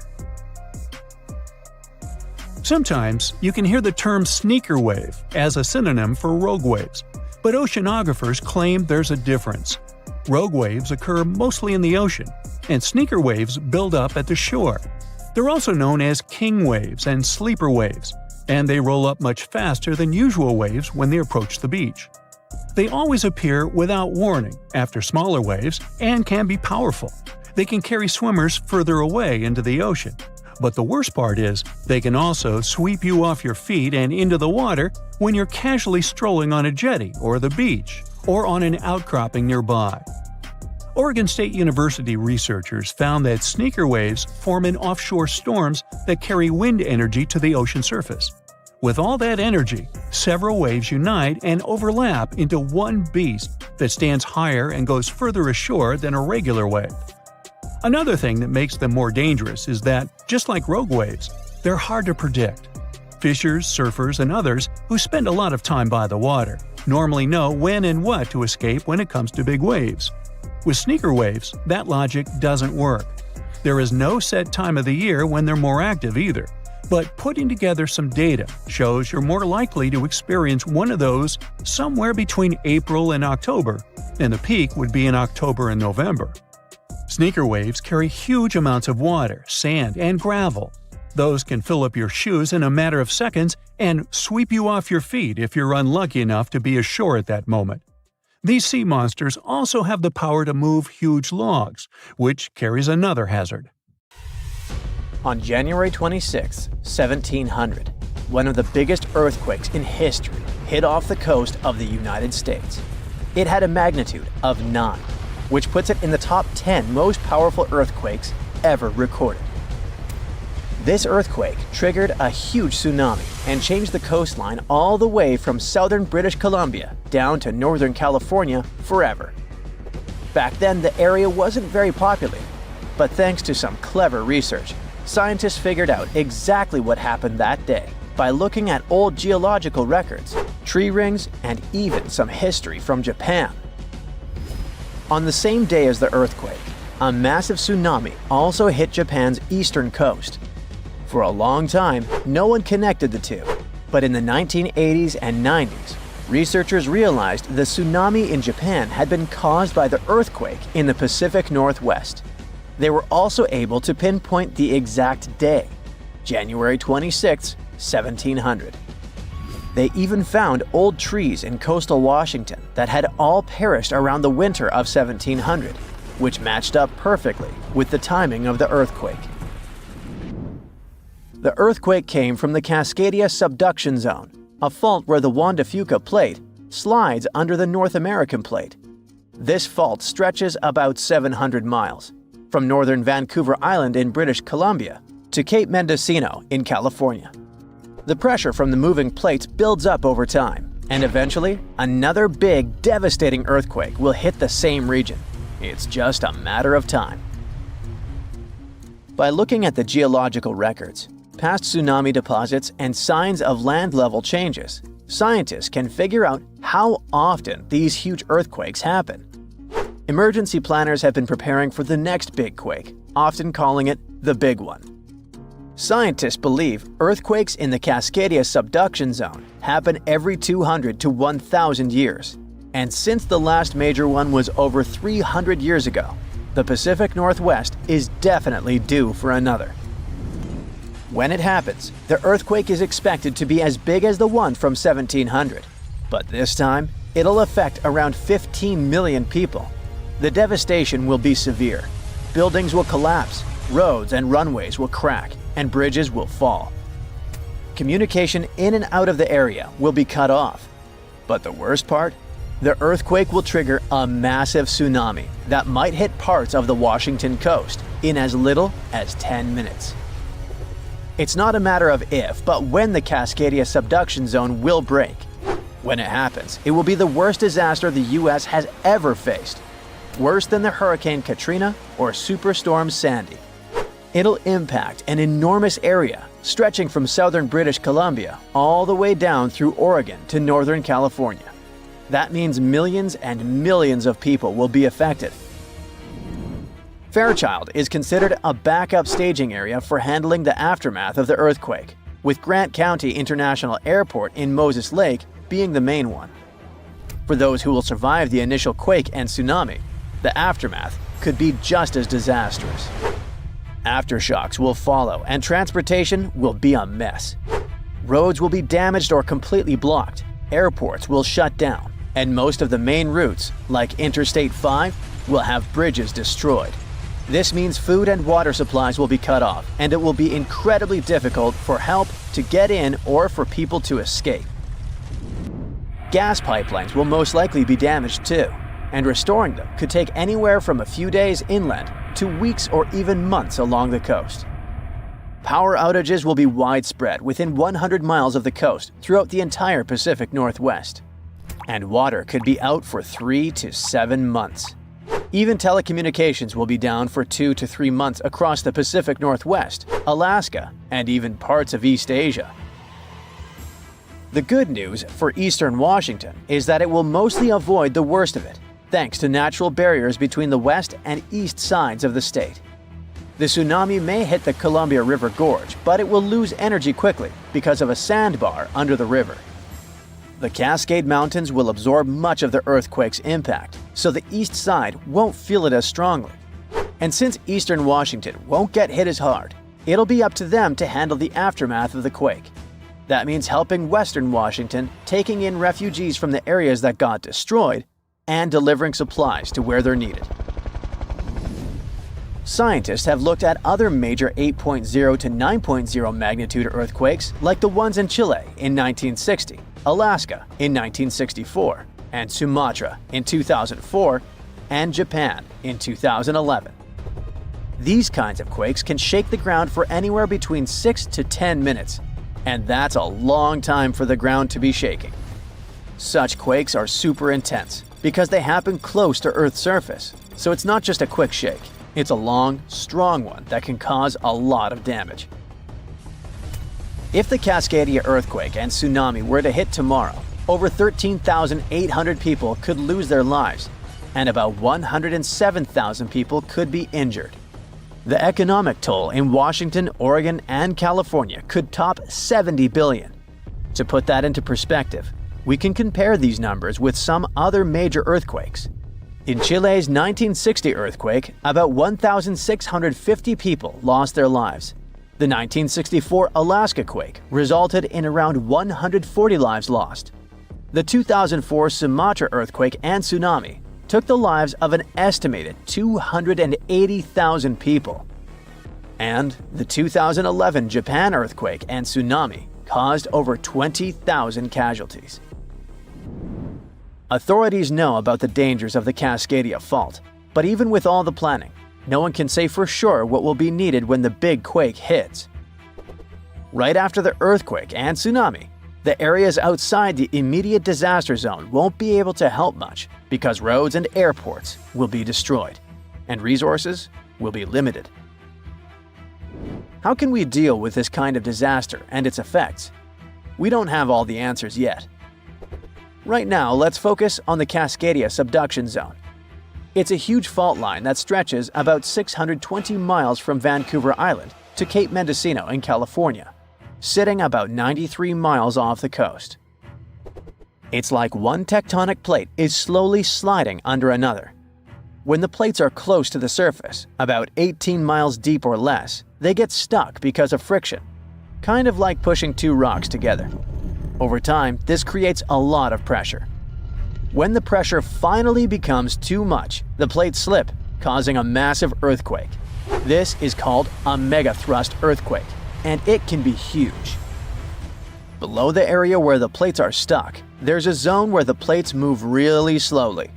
We're talking about just a few inches every few months. This slow movement helps to release some of the pressure, but it also builds up more pressure on the parts of the fault that are still stuck. This means that over time, it increases the chances of a huge earthquake happening. These massive quakes, called Great Subduction Zone earthquakes, can be stronger than magnitude 8.5. Megathrust earthquakes are the biggest earthquakes that happen. They can go over a magnitude of 9.0, which is insanely powerful.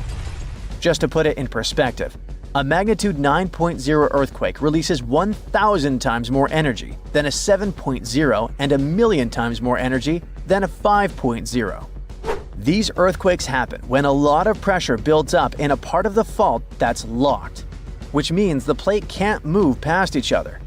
When that pressure gets too high, the fault finally ruptures, releasing all that built-up energy in one massive shake. The Cascadia subduction zone is super long. That's why if it were to rupture all at once, it could produce a large earthquake. Scientists have studied this region and found that about 18 miles below the surface, the fault is completely locked. The plates there aren't sliding past each other. But deeper down, the plates start to slide more smoothly, causing less friction. This is important because it tells us how much stress is building up in that locked zone, and how it could eventually lead to a major earthquake. There is a powerful force hiding underground where tectonic plates meet, and one forces another under it. This happens in the Pacific and Indian Oceans. Strain builds over centuries. The tension is unbearable until the megathrust awakens. The Earth shakes with a magnitude that can exceed 9 points, more powerful than any other earthquake. When the seafloor suddenly gets pushed up fast, it sends a huge ripple across the water, and a tsunami of huge force is out. These waves are called teletsunamis, and they cross entire ocean basins, ready to take over coastlines thousands of miles away. The thrust fault stretches over 600 miles. The Earth is not just shaking, it feels like it's tearing apart. This is the power of a megathrust earthquake. Those caught in its path will have to fight for their lives. Japanese authorities recently had to issue their first ever megaquake advisory. It happened because of a strong tremor on the edge of the Nankai Trough ocean floor zone. In the end, most of the warnings were lifted, and there wasn't much damage from the 7.1 magnitude earthquake. Parts of southwestern Japan started to shake, and the superfast trains in Japan slowed down to stay safe, which made travel slower for everyone. But everyone is staying alert as they know about the risk of a megathrust earthquake that could happen within the next few decades in the Nankai Trough. The tectonic plate under the Philippine Sea is slowly sliding underneath the land where Japan is, moving just a few inches every year. The last big earthquakes from this area happened in 1944 and 1946, both with a magnitude of 8.1. These quakes have caused a lot of destruction in the country. The next megathrust earthquake in the region, if it does happen, could be between a magnitude 8 and 9. Scientists still can't agree on how likely this mega earthquake is to happen, but it could be up to 80% certainty. On the other side of the Pacific, scientists from the U.S. Geological Survey have studied a dangerous area along the U.S. West Coast. It's called the Cascadia Subduction Zone, and it stretches from northern California to northern Vancouver Island in Canada. Over the past 14,200 years, there have likely been at least 30 big earthquakes in this region. One major quake happens every 500 years on average. But for a long time now, Cascadia has been quiet, and it worries scientists. They think this might be because the area is locked, meaning the tectonic plates are stuck together and building up a lot of pressure. Eventually, the part of the seafloor could suddenly break and move by several feet. The shaking would be just 5 minutes, but it would create a powerful tsunami as the seafloor shifts that would last for 10 hours. If it happens, it's going to be the worst natural disaster in the country's history, according to experts. The ground on some inland hills could turn into something like quicksand. This would cause the hillsides to slide and crumble, taking down roads and bridges. Around 620,000 buildings could be badly damaged or even collapse, including about 100 hospitals and 2,000 schools. People in Washington state might have to take care of themselves without help for 2 weeks, finding food, water, and shelter on their own. Scientists are studying slow slip events, where the tectonic plates move very slowly over weeks or months, releasing some energy but not enough to stop a big one. Every time the magnitude of an earthquake goes up by just one number, the energy it releases is 40 times bigger. So we'd need about 1 million small earthquakes every day for 500 years straight to release the same energy as one huge magnitude 9 earthquake. But these small earthquakes might be clues that a bigger earthquake is coming. To better monitor the Cascadia fault, experts are mapping the fault more accurately and adding better monitoring tools offshore. Scientists receive over $10 million to install seismic sensors and seafloor pressure gauges on a fiber optic cable off the coast of Oregon. The goal is to be ready to warn people and potentially save lives when a big earthquake strikes. A sharp megathrust earthquake happened in this part of the world in 1964. It went down in history as the Great Alaska Earthquake and had a magnitude of 9.2. It lasted for more than 4 minutes, making it the most powerful earthquake in the history of the U.S. and North America. The ground shook so hard that it caused huge cracks and landslides. In Anchorage, many houses, buildings, and roads were destroyed because they weren't built to handle such a big earthquake. In some places, the land was permanently changed. For example, the coastline near Kodiak and Hinchinbrook Island was lifted by 30 feet. In other areas, like Gerwood and Portage, the ground sank by 8 feet. They had to rebuild roads higher so they wouldn't be flooded by the tide. A huge 27-foot tsunami wiped out the entire village of Chiniga. Many coastal towns were heavily damaged, not just by the earthquake, but also by tsunamis and the fires that followed. After the main earthquake, there were thousands of smaller aftershocks for months. A moderate earthquake of magnitude 4.4 shook Los Angeles in August 2024. Once it was over, the LA Fire Department checked around the city and didn't find any major damage or anyone hurt. In the nearby city of Pasadena, which is close to the earthquake's epicenter, a water pipe burst inside City Hall and everyone had to leave the building. Thankfully, there was no danger of a tsunami. The best we can do to avoid panic in such situations is to be prepared. Japan is one of the places on Earth where earthquakes happen the most because it sits on the edges of 4 tectonic plates. Around 1,500 of these earthquakes each year are noticeable. Because of this, the people in Japan have learned to live with earthquakes. The 1950 law set a rule that buildings should be able to handle earthquakes up to a magnitude 7 without falling apart. An update 30 years later said that buildings should only have minor damage in such earthquakes and still work as usual. But if an earthquake is even stronger, the law says the building's main job is to not collapse and save people's lives. At the most basic level, buildings are made stronger with thicker beams, pillars, and walls so they can handle shaking better. Another technique is placing special pads made from materials like rubber at the base of a building. Some buildings are even built on thick layers of padding that separate them from the ground completely, which helps protect them during an earthquake. A skyscraper might sway back and forth a lot, moving up to 5 feet. To stop it from getting damaged, engineers can add something called dampers every second floor all the way to the top. These dampers are like giant bicycle pumps, but instead of air, they're filled with liquid. When the building shakes, the dampers push against the liquid inside them. Even though the liquid doesn't squish very much, it can still absorb some of the shaking. When they're building tall skyscrapers, engineers try to make the structure as simple and balanced as possible. This means having each floor the same height and placing the support columns evenly. But sometimes, architects who design skyscrapers don't want to make these compromises because they have creative ideas for how the building should look. Then they have to find compromise solutions. For example, Tokyo's Skytree Tower, one of the tallest buildings in the world, is designed in a futuristic style but also includes special features to protect it from earthquakes.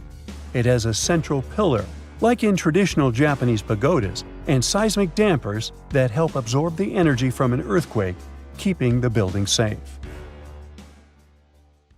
Okay, it's pop quiz time. What's the strongest river in the world? The Amazon? Pfft, rookie guess. No, really. The mightiest river isn't on land at all. It's underwater, and it's called the Antarctic Circumpolar Current, or ACC for friends. This beast flows with a force 100 times stronger than the Amazon River, and it could power over 100,000 hydroelectric plants. That's enough electricity to light up entire continents. But this underwater juggernaut doesn't just flex its muscles for fun. It's the planet's ultimate multitasker. The ACC is Earth's thermostat, carbon vacuum, climate stabilizer, and oceanic superhighway all rolled into one. But here's the not-so-fun part. Scientists have spotted a serious red flag. The ACC is slowing down. And not just by a little bit. We're talking up to 20% weaker by 2050. If this trend continues, we're looking at climate chaos that could make your worst Monday feel like a day at the spa. So, maybe time to panic a little? Well, hold on. So what is the ACC anyways? To learn more about it, we need to dive deep into the ocean, figuratively. The Antarctic Circumpolar Current is the only ocean current that flows all the way around the planet, hugging the cold continent of Antarctica like a belt of water. Unlike other currents that get tripped up by continents, the ACC has a clear racetrack, nothing but open ocean, so it flows uninterrupted through the Drake Passage between South America and Antarctica. It moves an astonishing 3.6 billion cubic feet of water per second. That's so much water we couldn't find anything to compare it to, sorry. The ACC is driven by ferocious westerly winds, moving eastward to connect the Atlantic, Pacific, and Indian Oceans into one continuous supercurrent. It also plunges into abyssal depths, connecting shallow, intermediate, and deep waters into one giant, swirling blender of oceanic energy. Now, to put it simply, maybe too late for that, but I'll try. The ACC is the glue that is keeping all of our planet together. It plays a starring role in the thermohaline circulation, or global conveyor belt, if you don't want to sound lame. This is the system that redistributes heat, carbon, and nutrients around the globe. To make it all work, the ACC pushes nutrient-rich deep water to the surface in a process called upwelling, feeding plankton, krill, whales, and eventually sushi on your plate. That means if you love seafood or care about ocean food chains at all, you should really start paying attention. Without this nutrient cycling, marine life from the bottom to the top of the food web suffers. Now, here's the cool part. While it's busy playing waiter to the sea, the ACC is also doing our laundry. Well, sort of. It absorbs massive amounts of carbon dioxide from the atmosphere and stores it in the deep ocean, locking it away for centuries. Think of it like Earth's giant carbon vault, no password required. It also helps regulate the weather. Without the ACC pushing heat around the globe, Western Europe would be 50 degrees colder. That means Paris would feel like Siberia, and Londoners would have to trade their umbrellas for snowshoes. The current helps maintain the temperature balance between the hemispheres, stabilizing wind patterns, rainfall, and ocean temperatures around the world. Even hurricane patterns could change because warm ocean surfaces are a key ingredient for cyclone formation. Mess with the currents, and you might be dialing up stronger, weirder storms. So, why is it slowing down? Well, of course, the answer is humans. You know those ice caps that are melting? Well, in Antarctica, where our friend the ACC lives, there's so much ice that if all of it melted, the Earth would rise more than 200 feet. That's taller than Cinderella's castle.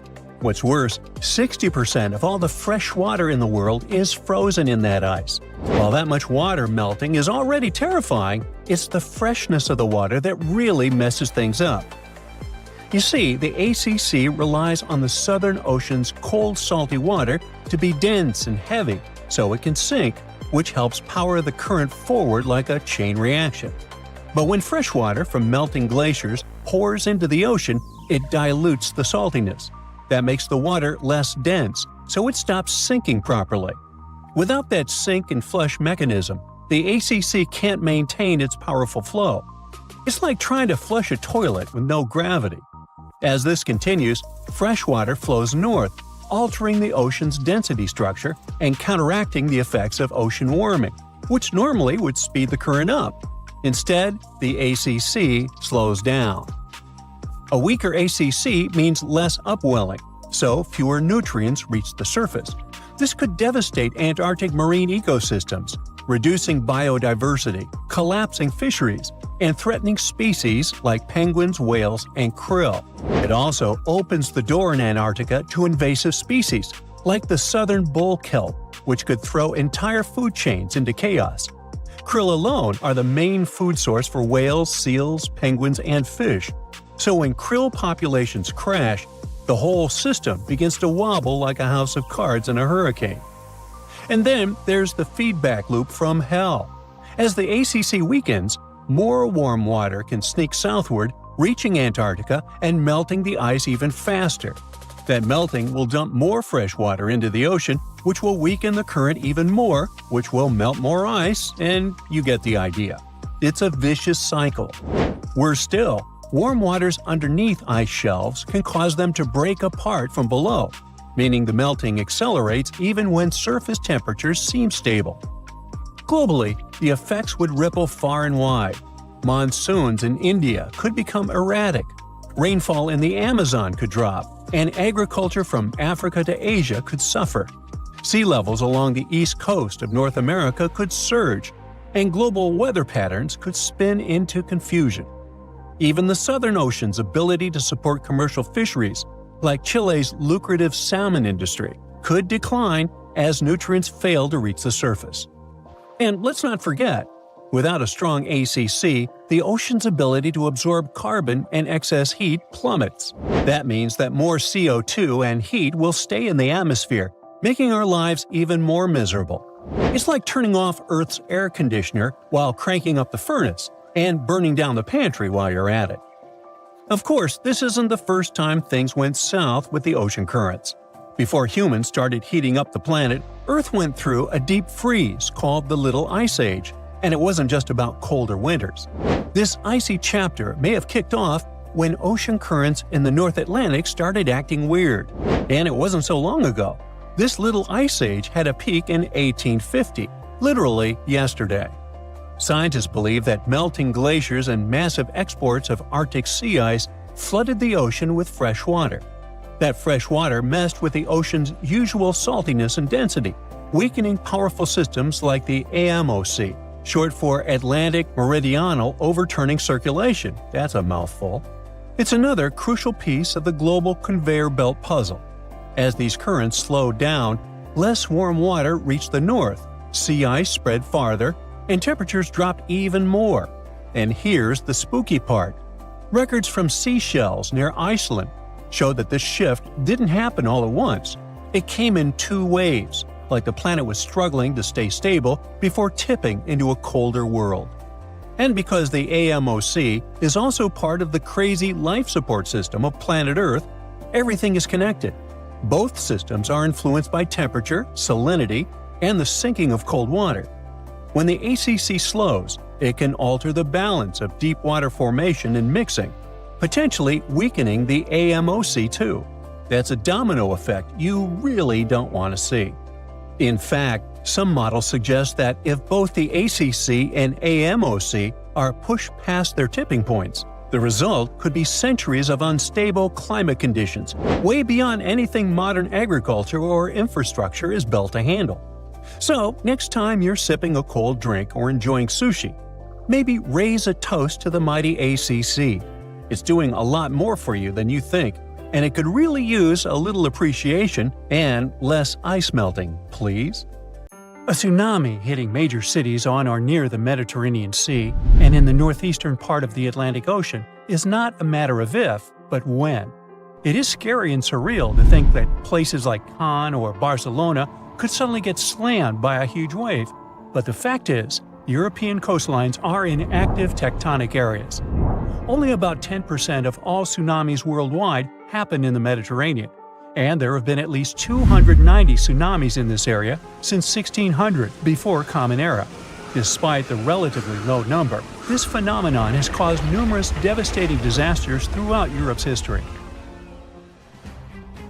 Back in 1755, an estimated 8.5 magnitude earthquake, with an epicenter southwest of Cape St. Vincent, triggered a tsunami that destroyed most of Lisbon, the capital of Portugal.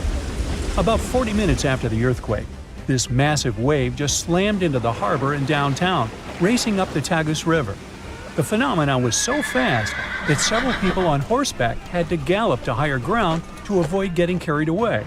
And this was just the beginning of a nightmare, with two more terrifying waves hitting Lisbon right after. A disaster like this is similar to what we see in the Pacific Ocean several times a century, but in the Atlantic, it's very rare. This type of major tsunami is expected to happen every 3 to 5 centuries, but now it could happen tomorrow. Marseille in France, Chipion in Spain, and other cities are on the list of important locations that could be flooded soon, with a roughly 100% chance of being hit by a tsunami in the next 30 years. Statistics show that the wave will probably be more than 3 feet high. I know, it doesn't sound like much, especially since when we think about tsunamis, we imagine terrifyingly tall waves, like the one that hit Lituya Bay in Alaska. In that case, the wave was over 1,700 feet tall.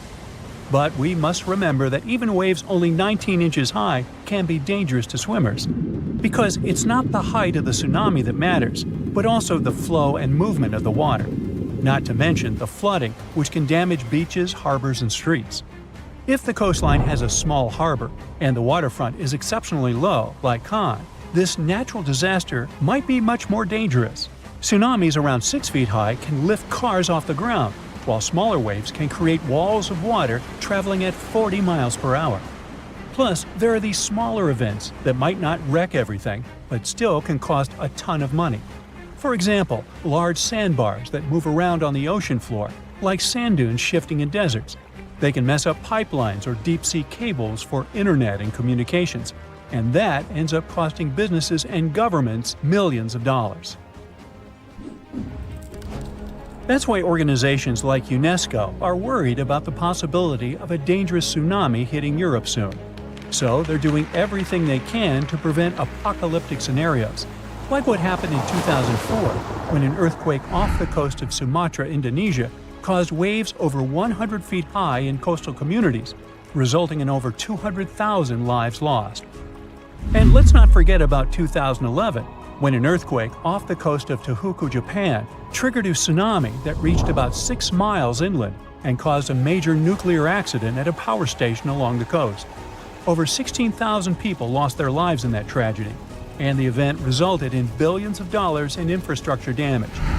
These disasters were huge wake-up calls, and we've come a long way since 2004. We're much safer today, largely because the tsunami warning system is highly effective at quickly detecting this dangerous situation. Unlike many other natural phenomena, a tsunami can be anticipated. We may only have a few minutes to act, but if we all know what to do, many lives can be saved. And in most parts of the world, sirens are commonly used to alert people to tsunamis. To sound the siren as early as possible, initial tsunami alerts usually rely only on seismic data. First, specialists receive information about an earthquake. Seismic waves travel about 100 times faster than tsunamis, so they have enough time to analyze the data and see if the earthquake might have generated a tsunami and whether they should issue an initial tsunami alert. At U.S. warning centers, for example, scientists typically issue initial alerts within 5 minutes of an earthquake. If a tsunami is suspected, these alerts may also include information about wave arrival times, recommended actions, and potential impacts. But sounding the alarm is not enough. To save lives, coastal communities also need to be trained to respond fast and in the best way possible. That's why UNESCO produced this program called Tsunami Ready, aiming to train people living in coastal areas at risk on how to act in case of a tsunami event by the year 2030. The idea is to help communities stay safe by teaching them how to protect their livelihoods and safeguard their homes. Being recognized as Tsunami Ready by UNESCO doesn't mean a community is tsunami-proof, of course. It's more like a recognition that they have adopted all possible measures to mitigate tsunami risks. So authorities are helping communities to prepare themselves by installing evacuation signs, establishing security procedures, and creating plans to warn tourists. Like Spain, which distributed tsunami warning signs along the entire coastline, as well as signs showing evacuation routes to higher ground. And Spain better be prepared. I mean, only 7 tsunamis have hit the country since the year 365, so it's difficult to predict the effects of such an event. But they could be devastating, considering that Spanish coastal areas are so economically important. There's also a danger zone in the Averroes Fault, beneath the Barents Sea. If an earthquake happens at this point, people will have only 21 minutes to escape a tsunami. UNESCO has also established 12 tsunami warning centers, which cover Europe as well. This initiative involves 5 centers located in the Mediterranean and Northeast Atlantic regions. These centers can save thousands of lives because they monitor ocean disturbances 24/7. Then, after analyzing the threat, they send out messages based on the event's potential to cause a tsunami. The intensity scale ranges from no effect to completely devastating. And by that, they understand that nearly all brick buildings could be demolished by waves, and even the most reinforced concrete structures could suffer heavy damage. Now, so far, we have mostly talked about tsunamis caused by earthquakes along converging tectonic plate boundaries. In fact, earthquakes have accounted for over 80% of tsunamis since 1900.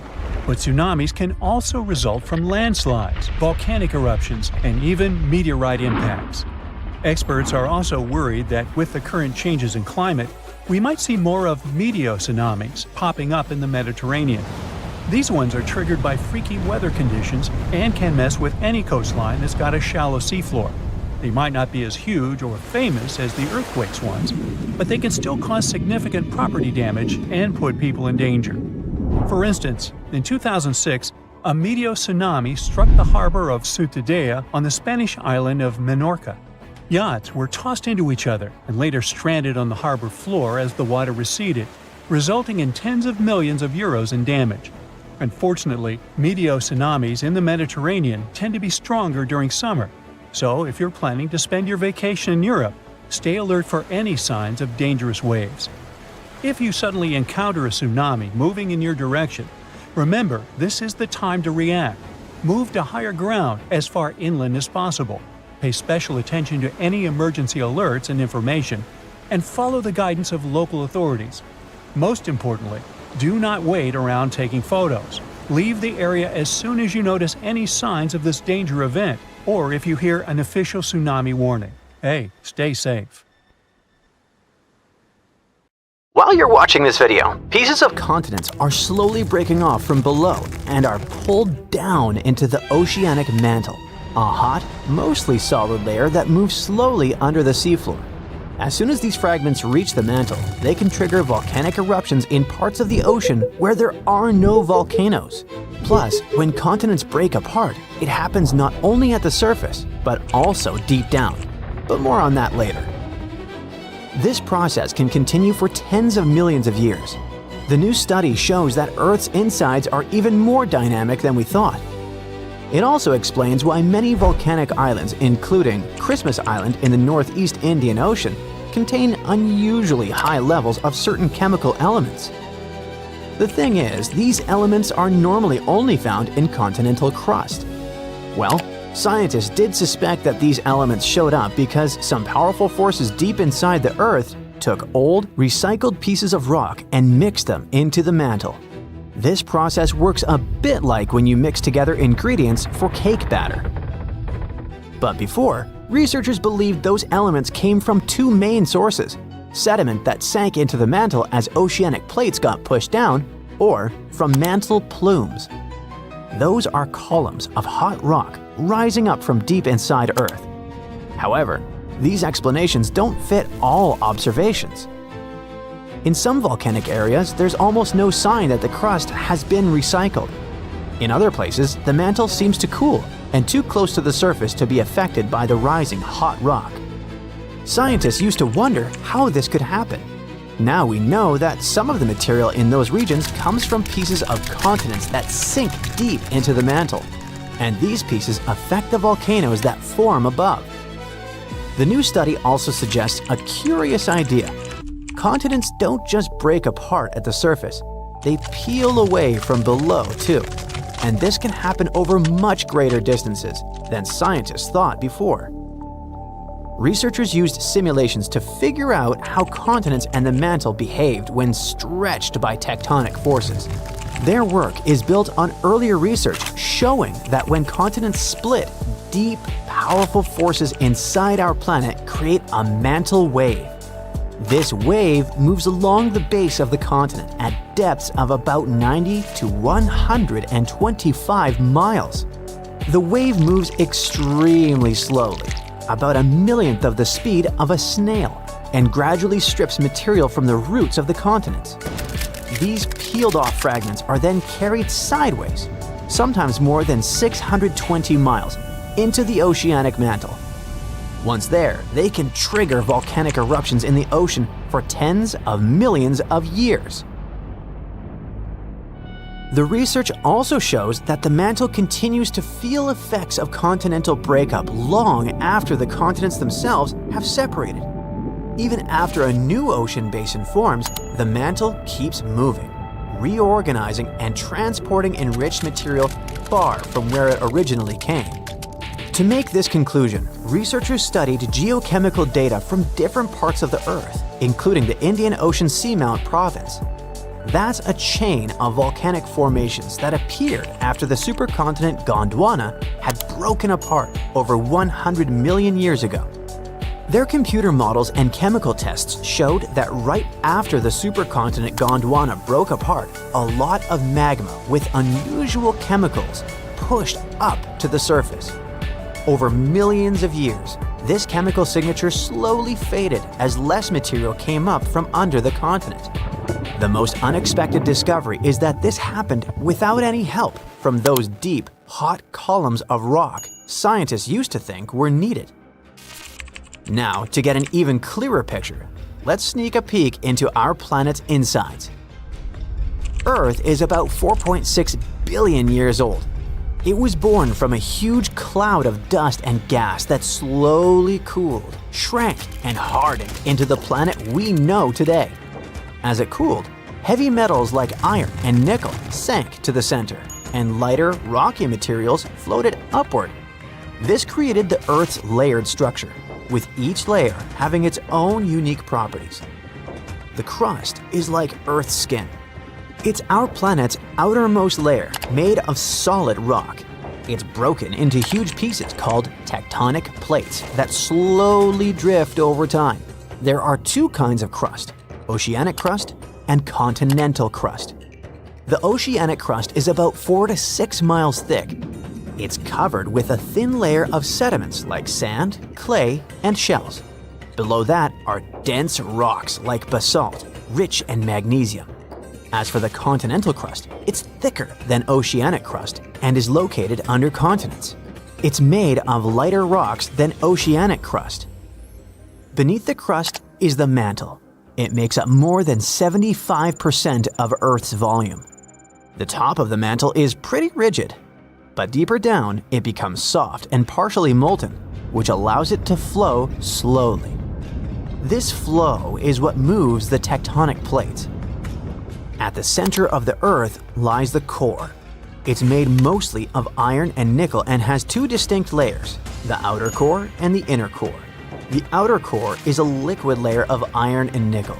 It's insanely hot, up to 10,800 degrees Fahrenheit, as hot as the surface of the sun. The outer core also generates Earth's magnetic field, which protects us from harmful solar radiation. The inner core is solid because of the crushing pressure inside the planet. It's also made of iron and nickel. Now, the Earth's outer shell, called the lithosphere, is made up of the crust and the uppermost part of the mantle. It's broken into large pieces, called tectonic plates. There are a few super large plates and many smaller ones. 6 of the major plates are named after the continents they carry, like the North American, African, and Antarctic plates. But even those smaller plates play an important role. For example, the tiny Juan de Fuca plate is responsible for many of the volcanoes in the Pacific Northwest of the United States. The plates are moving like a jumble of old conveyor belts. They move very slowly, about 1 to 2 inches per year. But over millions of years, this movement shapes the face of our planet. Most earthquakes, volcanoes, and mountain building happen where plates meet, pull apart, or slide past each other. There are 3 main types of plate boundaries: convergent, when plates move toward each other; divergent, when plates move apart; and transform, That's when plates slide sideways past each other. When tectonic plates collide, the crust crumples and buckles, forming mountain ranges. About 55 million years ago, India crashed into Asia, slowly creating the Himalayas, the tallest mountains on Earth.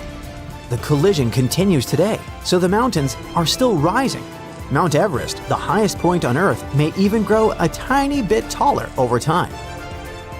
At some convergent boundaries, an oceanic plate dives under a land plate in a process called subduction. The land above lifts up, forming mountains, and the sinking plate melts and triggers volcanic eruptions. This is how some mountains in the Andes of South America were formed. When two oceanic plates collide, one usually slides beneath the other, creating deep ocean trenches, like the Mariana Trench in the North Pacific, the deepest point on Earth. These collisions can also form underwater volcanoes that eventually rise above the ocean and turn into island chains, such as Japan. At divergent boundaries, tectonic plates move away from each other. In the oceans, magma from deep in the mantle rises to fill the gap. This creates underwater mountains and volcanoes along the seam. This process renews the ocean floor and slowly widens the ocean basins.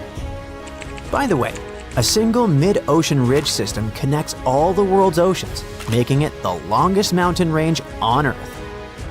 On land, when plates pull apart, they form giant valleys, such as the Great Rift Valley in Africa. If this stretching continues over millions of years, East Africa could split off to become a new landmass. One famous example of transform boundaries is the San Andreas Fault in California. Unlike convergent or divergent boundaries, transform boundaries usually don't create mountains or oceans, but the grinding motion can cause powerful earthquakes, such as the 1906 earthquake that destroyed much of San Francisco. For eons, the Red Sea has separated the continents of Asia and Africa. They're close enough to wave at each other, but far enough that moving between them requires planning. Ferries do the job, but it's time for something better. That's why engineers have envisioned an ambitious mega project of tunnels and bridges that will not only link the two continents, but also reshape the region forever. Millions of years ago, the Arabian landmass slowly drifted away from Africa, opening a watery scar that we now call the Red Sea. This place is famous for its crystal clear water that looks filtered even when it isn't, as well as for coral reefs that seem to be painted by an overachieving artist. Let's zoom in on one specific location, the Strait of Tiran. Every ship headed toward the upper ports squeezed through this one busy hallway. On the one side is Egypt, the Sinai Peninsula, rugged, golden, and sprinkled with resort towns. On the other side, it's Saudi Arabia, the Tabuk coast, where quiet desert hills stroll right down to neon blue water. The distance between them looks tiny on a map, almost like someone forgot to connect the lines. That's because the strait is only about 8 miles from peninsula to peninsula, close enough that on a clear day you can sometimes see the opposite shoreline. It's a busy gateway, and it's the exact gap designers want to turn into a direct road and rail link. So what are they actually trying to build? The idea is to create one continuous route between the Sinai Peninsula and the Tabuk coast. Engineers are still deciding whether it should be a bridge, a tunnel, or a hybrid, the combination of two. The problem is under the water. Near the shore, the bottom is shallow enough to support strong columns, but as you move farther out, the seabed drops quickly until it reaches about 900 feet. It's almost like walking off an underwater cliff. That sudden plunge is too deep for standard bridge supports. The design has to adjust to the landscape instead of forcing one shape across the whole gap. If they go with a bridge, the builders would place huge steel tubes called caissons on the seafloor. Think of them as giant metal buckets. Once they're in position, the water gets pumped out so crews can build a dry foundation inside. Concrete turns that space into a pillar rising from the seabed. The floating cranes drop long road sections between those pillars like puzzle pieces. It works well in shallow areas, but anchoring becomes difficult in deep waters due to high pressure, soft ground, and strong waves. Tunnels avoid this by going under the problem, literally. Crews can send tunnel boring machines called worms, or they can build submarine-sized tunnel segments on land and sink them into place. It's the same trick used in the Hong Kong-Zhuhai-Macau megalink, which proves it works even in busy, deep water. Now, people might look at the map and think, 8 miles? That doesn't sound so bad. In reality, it's nothing like tossing a giant tree trunk over a river and calling it a bridge.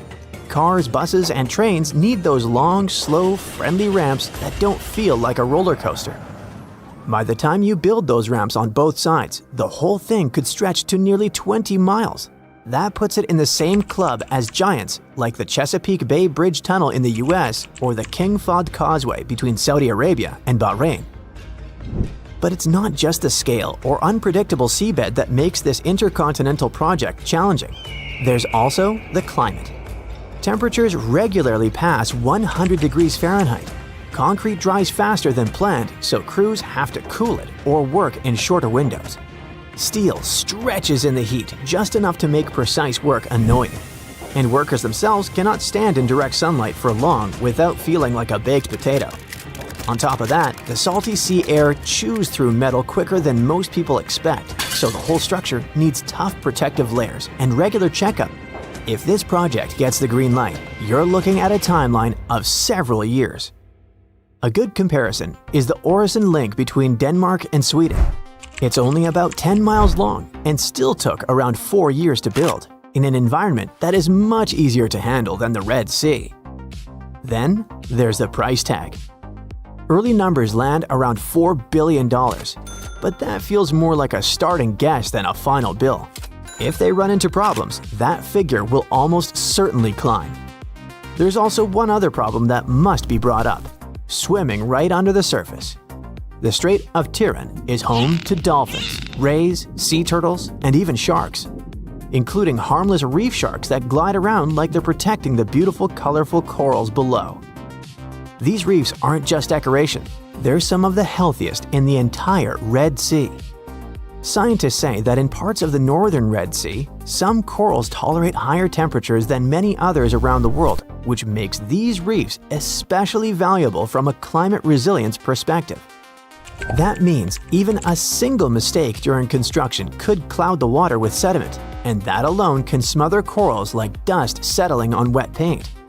The same goes for noise, drilling, and ship movement. Reefs can't exactly move away if annoyed like fish can. Once they're damaged, it can take decades for them to grow back. That is, if they grow back. To avoid that, planners have to build in ways that keep the water as clear and calm as possible. Construction zones may need silt curtains to stop sediment from drifting away. Heavy equipment might have to avoid areas with dense coral clusters. Some sections could lean more toward tunnels instead of pillars to leave the seabed undisturbed. Every decision has to match the underwater map, not just the one on land. On top of that, the whole project would need constant supervision from scientists and inspectors. They would have to check how cloudy the water becomes and how marine animals behave during the work. If something looks off, the only responsible move is to slow down or change the method, instead of just rushing to finish faster and leaving the reef to pay the price. But if everything finally clicks into place, the payoff is massive. Right now, if you decide to skip the ferry and stay on land, the map punishes you. You have to loop all the way around the top of the Red Sea, through other countries on a drive more than 1,000 miles. All of that just to cross a stretch of water that is only a few miles wide at its narrowest point. It's like walking around the entire block just to knock on your neighbor's door. A permanent link would change this. Travel time drops, ports on both sides become easier to reach, and a drive from Africa to Asia suddenly feels as normal as crossing a long highway bridge. Not to mention the coolest part, which would be the view if they decided on the hybrid version. You begin your journey on the Sinai side, with the desert behind you and the Red Sea ahead. Instead of waiting in a ferry line, you roll onto a rising ramp while the water glimmers below. The road dips into a tunnel under a busy shipping lane, and before long, you're back in the sunlight on the other side, now on a different continent. The train version could feel even smoother. You find your seat, the doors close, and the train glides toward the crossing without any stop-and-go traffic. It slips into its own tunnel section, runs quietly under the sea, and pops back up on the Asian side before you have even finished scrolling your feed. For tourists, that could mean more resorts, more quick weekend trips, and a brand new Continental hop that becomes a must-try experience. For delivery trucks, every hour saved is money earned. Even local towns would feel the change. They'd get more visitors, more trade, and bigger profits. A link like this doesn't just connect land. It connects economies, ports, and everyday life. And that's a giant opportunity, as long as the underwater world stays protected. Over 50 ships and 20 planes have vanished without a trace in this area. The Bermuda Triangle still sends chills down people's spines, and now it's given us another mystery. What could happen next? Scientists have discovered a strange new mystery under the North Atlantic, right beneath the Bermuda Archipelago. It's an infamous region. You must have heard about the Bermuda Triangle, right? It's a huge area in the North Atlantic, roughly between Florida, Bermuda, and the Greater Antilles, roughly forming a massive triangle. Experts haven't agreed on its exact boundaries yet, but it covers hundreds of thousands of square miles. You must have heard creepy stories about ships and planes disappearing in the triangle. We'll talk about it a bit later. Right now, another mystery is looming on the horizon. Below the island of Bermuda, researchers have found an enormous rock layer about 12.5 miles thick, and it's way thicker than anything like this anywhere else in the world. Now, normally the ocean floor has a crust at the bottom, and below that is the mantle. But under Bermuda, there's an extra layer right beneath the crust, inside the tectonic plate the island sits on. It's a totally unexpected structure, and scientists aren't sure how it could form.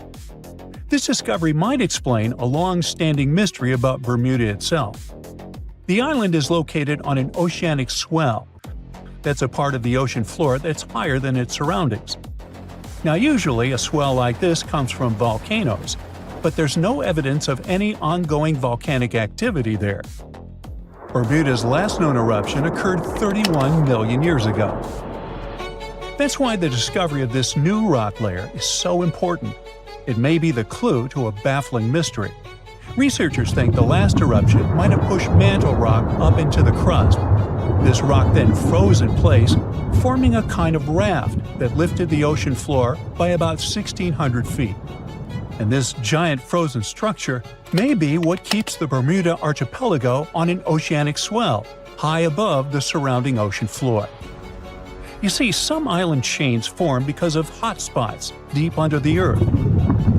Hot rock rises from the mantle, melts, and creates volcanoes. When this happens, the ocean floor gets pushed up. But after that, as tectonic plates shift, islands slowly drift away from the hot mantle plume that created them. They cool down, sink under their own weight, and leave a trail of old volcanoes behind.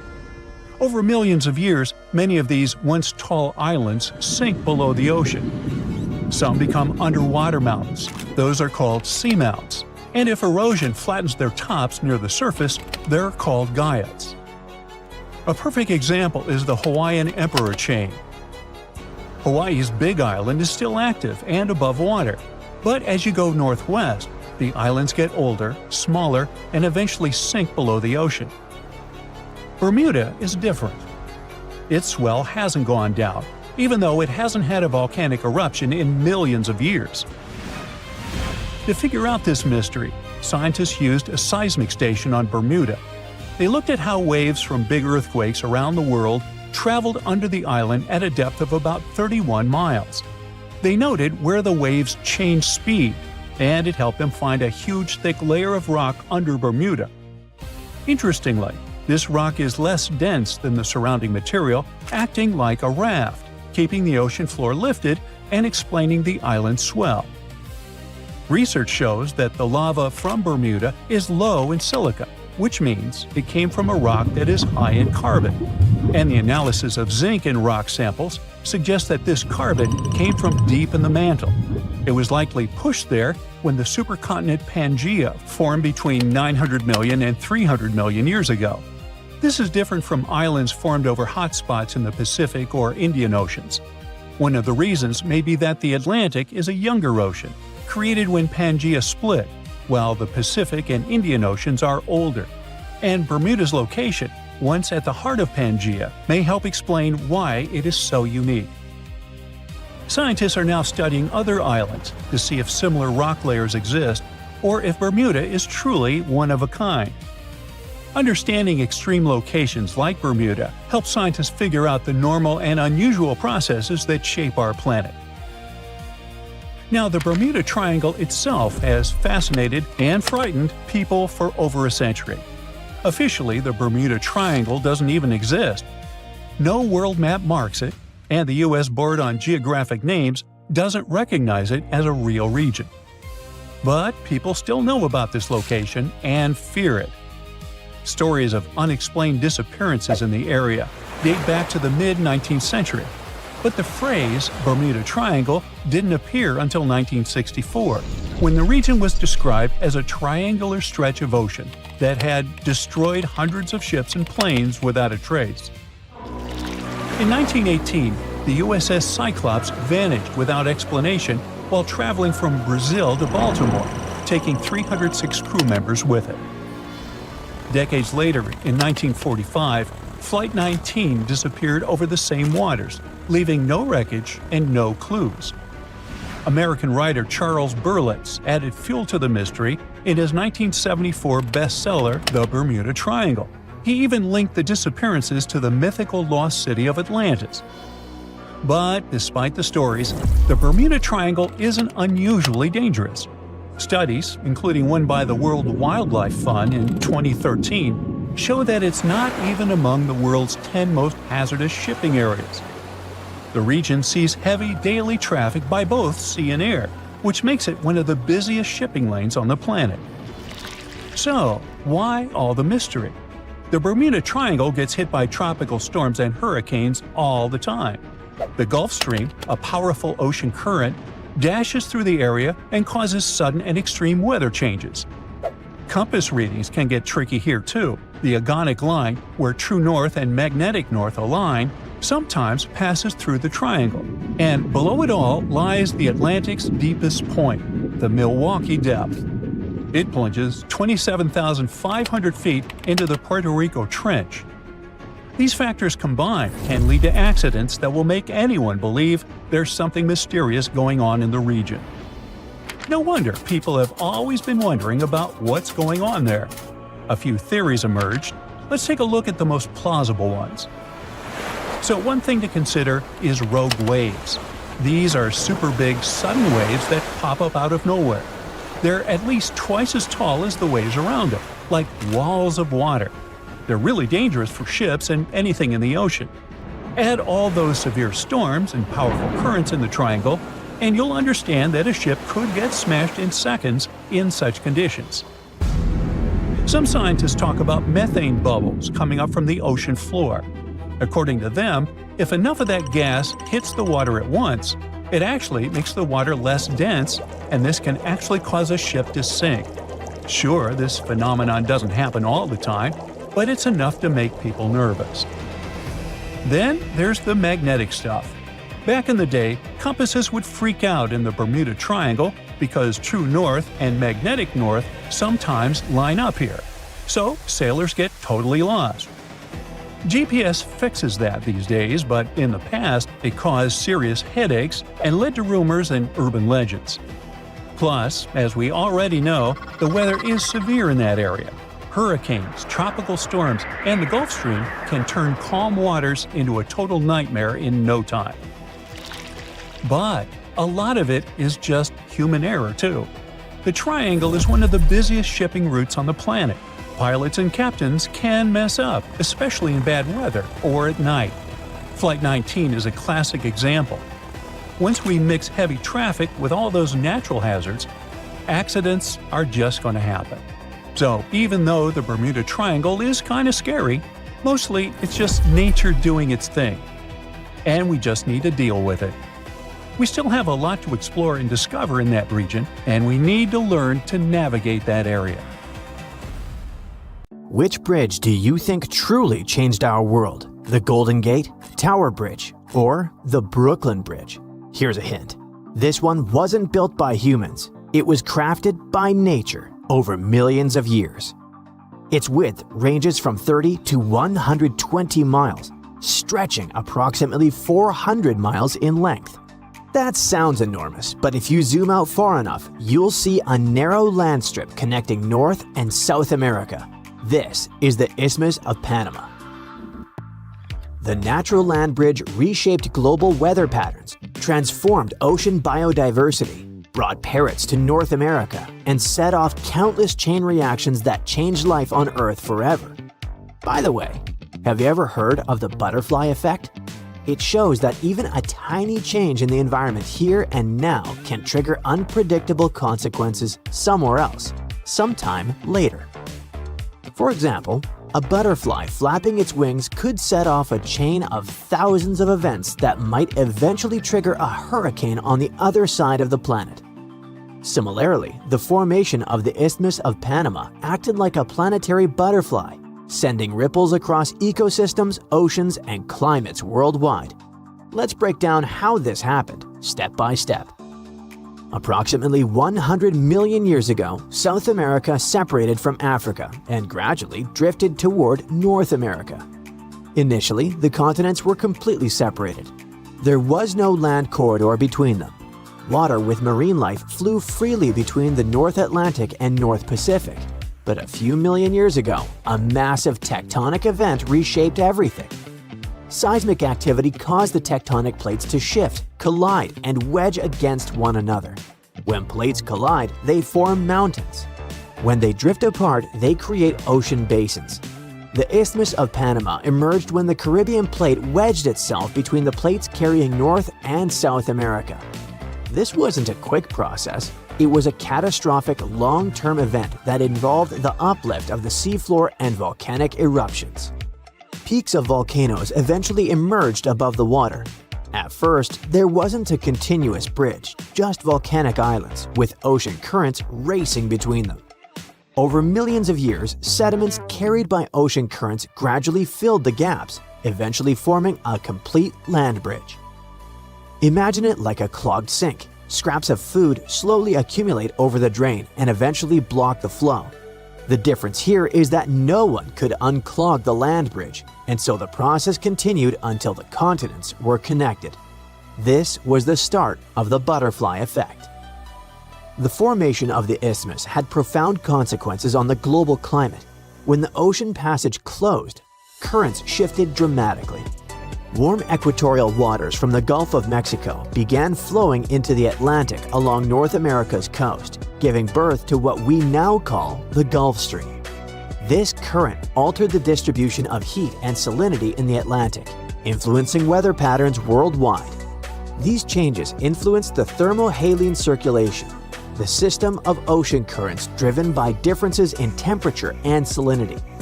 Salty, warm water in the Atlantic started moving differently, causing shifts in nutrient distribution and altering habitats for countless marine species. Some survived the new conditions, others vanished, but these changes also set the stage for global cooling. Scientists believe the Gulf Stream, reshaped by the isthmus, carried more moisture toward the Arctic. When moisture reaches a cold region, it freezes into ice. Massive volumes of water transformed into giant glacial sheets. The more ice accumulated, the colder the planet became. Not because the ice is cold, but because it reflects sunlight back into space, preventing heat from warming the Earth's surface. This warm reflection intensified cooling, influencing climates across continents. Anyway, this is only a theory, but it shows a good example of the butterfly effect triggered by the Isthmus of Panama. Now, let's see what happened underwater during those events. The once free-flowing waters between the Pacific and Atlantic were cut off. Marine species that had previously migrated freely between oceans became geographically isolated, forcing populations to evolve separately. Shifts in water temperature, salinity, diet, and nutrient availability drove a divergence in species across the oceans. For example, snapping shrimp of the genus Alpheus, which once traveled freely between the Pacific and Atlantic, were split into separate populations. They may look nearly identical to the naked eye now, but genetically they became distinct species. This didn't produce extreme transformations like turning a shark into a seahorse, but it permanently altered ocean ecosystems and the paths of evolution. The most dramatic changes, however, occurred on land. Over millions of years, South American animals migrated north, while North American species moved south. This mass migration was so significant that scientists named it GABI, the Great American Biotic Interchange. For instance, Virginia opossums and certain porcupines in North America arrived from South America. Conversely, some horses, bears, llamas, and raccoons made the journey south. It seems like a simple relocation of animals, but this migration reshaped ecosystems and led to the extinction of numerous ancient South American species. This continent had been isolated for millions of years, and this allowed unique species to thrive in a warm, humid, and relatively competition-free environment. When these animals moved north, they encountered fierce competition and harsh climates. Many didn't survive. Those that did were remarkably well adapted. Among the survivors were armadillos, sloths, anteaters, and other creatures. Why these species thrived is still debated, but factors such as protective armor, strong claws, and slow metabolism likely played a role. Armadillos, for example, didn't need to outrun predators. They can simply hide under their armor, conserving energy. Their slower metabolism made them less dependent on scarce food sources, giving them an edge in a new environment. North species that migrated south included American alligators, coral snakes, dwarf squirrels, tapirs, otters, skunks, and foxes. Many of these animals established populations that continue to exist in Central and South America today. The Isthmus didn't just mix species between continents, it also became home to countless unique creatures: boas, iguanas, electric rays, jaguars, a wide variety of frogs, and the resplendent quetzal exists in Central America thanks to the emerging of northern and southern ecosystems. Plants also took advantage of the new connections, spreading their seeds across previously isolated lands. Now, let's turn to people. How did the Isthmus change our lives? You've probably heard of the Panama Canal. This human-made waterway cut through the Isthmus, connecting the Atlantic and Pacific Oceans and transforming global trade. Without it, ships would have to sail around the tip of South America, consuming far more fuel and time. The canal shortened these journeys dramatically, acting almost like a portal for international commerce. This Panama Passage is one of the most significant human-made maritime structures in the world. Every year, around 300 million tons of cargo pass through it, roughly 5% of all ocean freight. The idea to cut a passage through the isthmus dates back to the 16th century. However, construction was delayed by conflicts between countries. In the late 19th century, excavation began, but early efforts were plagued by poor planning, mismanagement, epidemics among workers, and corruption that drained investor funds.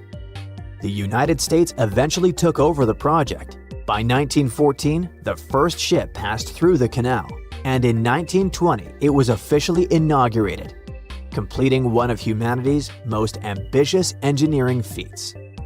It seems that before the 20th century, people were just rounding South America to deliver heavy goods. Imagine how dangerous such a voyage would be without modern means of navigation. But actually, they used the land. Sailors arrived at one side and unloaded the cargo. Then they transported it through the isthmus and brought it to the other side, where new ships awaited them. It was probably a long and dangerous journey, but still, it was more profitable and easier than a water bypass of the entire continent. So next time you look at the world map and notice this tiny strip of land, you'll remember how it shifted climates, transformed ocean currents, created unique ecosystems, triggered massive migrations of plants and animals, and revolutionized global trade. The butterfly effect of this narrow bridge is still happening now. Earth isn't a perfect ball, we know that. But the real mystery is miles beneath our feet. Way down below the crust, the planet has been cooling down for billions of years, just not evenly. The Pacific side loses heat faster, while the African side slows that loss by trapping it longer. That difference is why Earth stays restless, with earthquakes tearing the ground apart and volcanic fire breaking through the surface. Think of Earth like a massive engine that's been shut off. The outside cools first, but deep inside, heat lingers. That internal heat is leftover energy from when the planet formed, and it's been slowly trying to escape ever since. For a long time, scientists assumed Earth lost heat evenly in all directions. Hot in the middle, slowly cooling everywhere else. But when a team at the University of Oslo ran simulations that rewound the planet 400 million years and tracked where the heat actually escaped, they saw something very different. The cooling wasn't symmetrical at all. One side of the planet is doing it faster than the other. The difference is striking. The Pacific Hemisphere, the side dominated by the world's largest and deepest ocean, has cooled by about 50 degrees Kelvin, which is roughly 90 degrees Fahrenheit difference, compared to the Africa-Eurasia side. The reason is basically insulation. Africa and Eurasia are on a layered ancient continental crust. The Pacific side is the opposite. It's mostly ocean, resting on a much thinner crust where warmth escapes easily. Plus, the cold seawater on top pulls that heat out non-stop. Because the Pacific side is cooling so fast, the rock deep underground is getting heavy and sinking back toward the core. It's like a giant slow-motion conveyor belt that drags the Earth's crust down with it. Heavy materials sink. As it sinks, it pulls on the edges of tectonic plates, creating stress, trenches, earthquakes, and chains of volcanoes. Most of Earth's earthquakes and volcanoes happen in a giant loop called the Ring of Fire. This is where the ocean floor gets cold, heavy, and sinks deep into the planet. All that sinking rock travels thousands of miles down until it slams into a massive continent-sized structure sitting right near Earth's core. Scientists call this a blob because the heavy ocean floor is constantly falling on top of it. The Pacific blob is squashed flat and pinned down, sitting heavy and locked in place. But the other half of the world is doing the exact opposite. Under Africa, there aren't many sinking plates to act as a weight. Without that pressure holding it down, the African blob is free to grow tall and light. It pushes upward, lifting the ground from below and reshaping the entire continent. In fact, that rising bubble is already starting to tear the surface apart.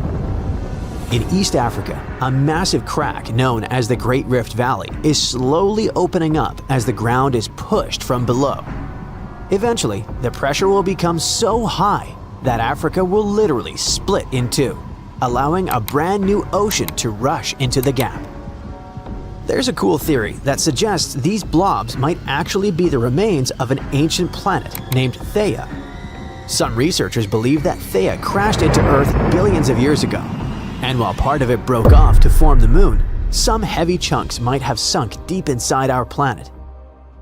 So, the reason our interior is so lopsided might be because we literally have pieces of a different world buried inside our own. But that's just a wild theory. Whatever their origin, the blobs matter because they help split the planet into two different behaviors. On the Pacific side, cold slabs keep sinking down and piling up. On the opposite side, heat builds up deep and pushes upward over time. One half is dominated by downward motion, the other by upward motion. And this imbalance doesn't stop at the mantle. It shows up at the very center of the planet because Earth's inner core is still growing. Liquid iron around it gradually turns solid and attaches to the core. This process doesn't progress at the same rate everywhere. One side of the inner core builds up faster than the other. This might sound like it should throw the planet off balance, but it doesn't. Earth's interior isn't rigid like a solid metal ball. Over time, stuff inside can gradually move around. Gravity pulls everything toward the center, helping everything get a bit smoother and keeping the core pretty round. But pretty round doesn't mean perfect. If you want a real example of how uneven Earth is on the inside, look at the Indian Ocean. Where there's more mass underground, gravity pulls a little harder. Where there's less mass, it pulls less. In the middle of the Indian Ocean, there's a huge anomaly called the Indian Ocean gravity hole.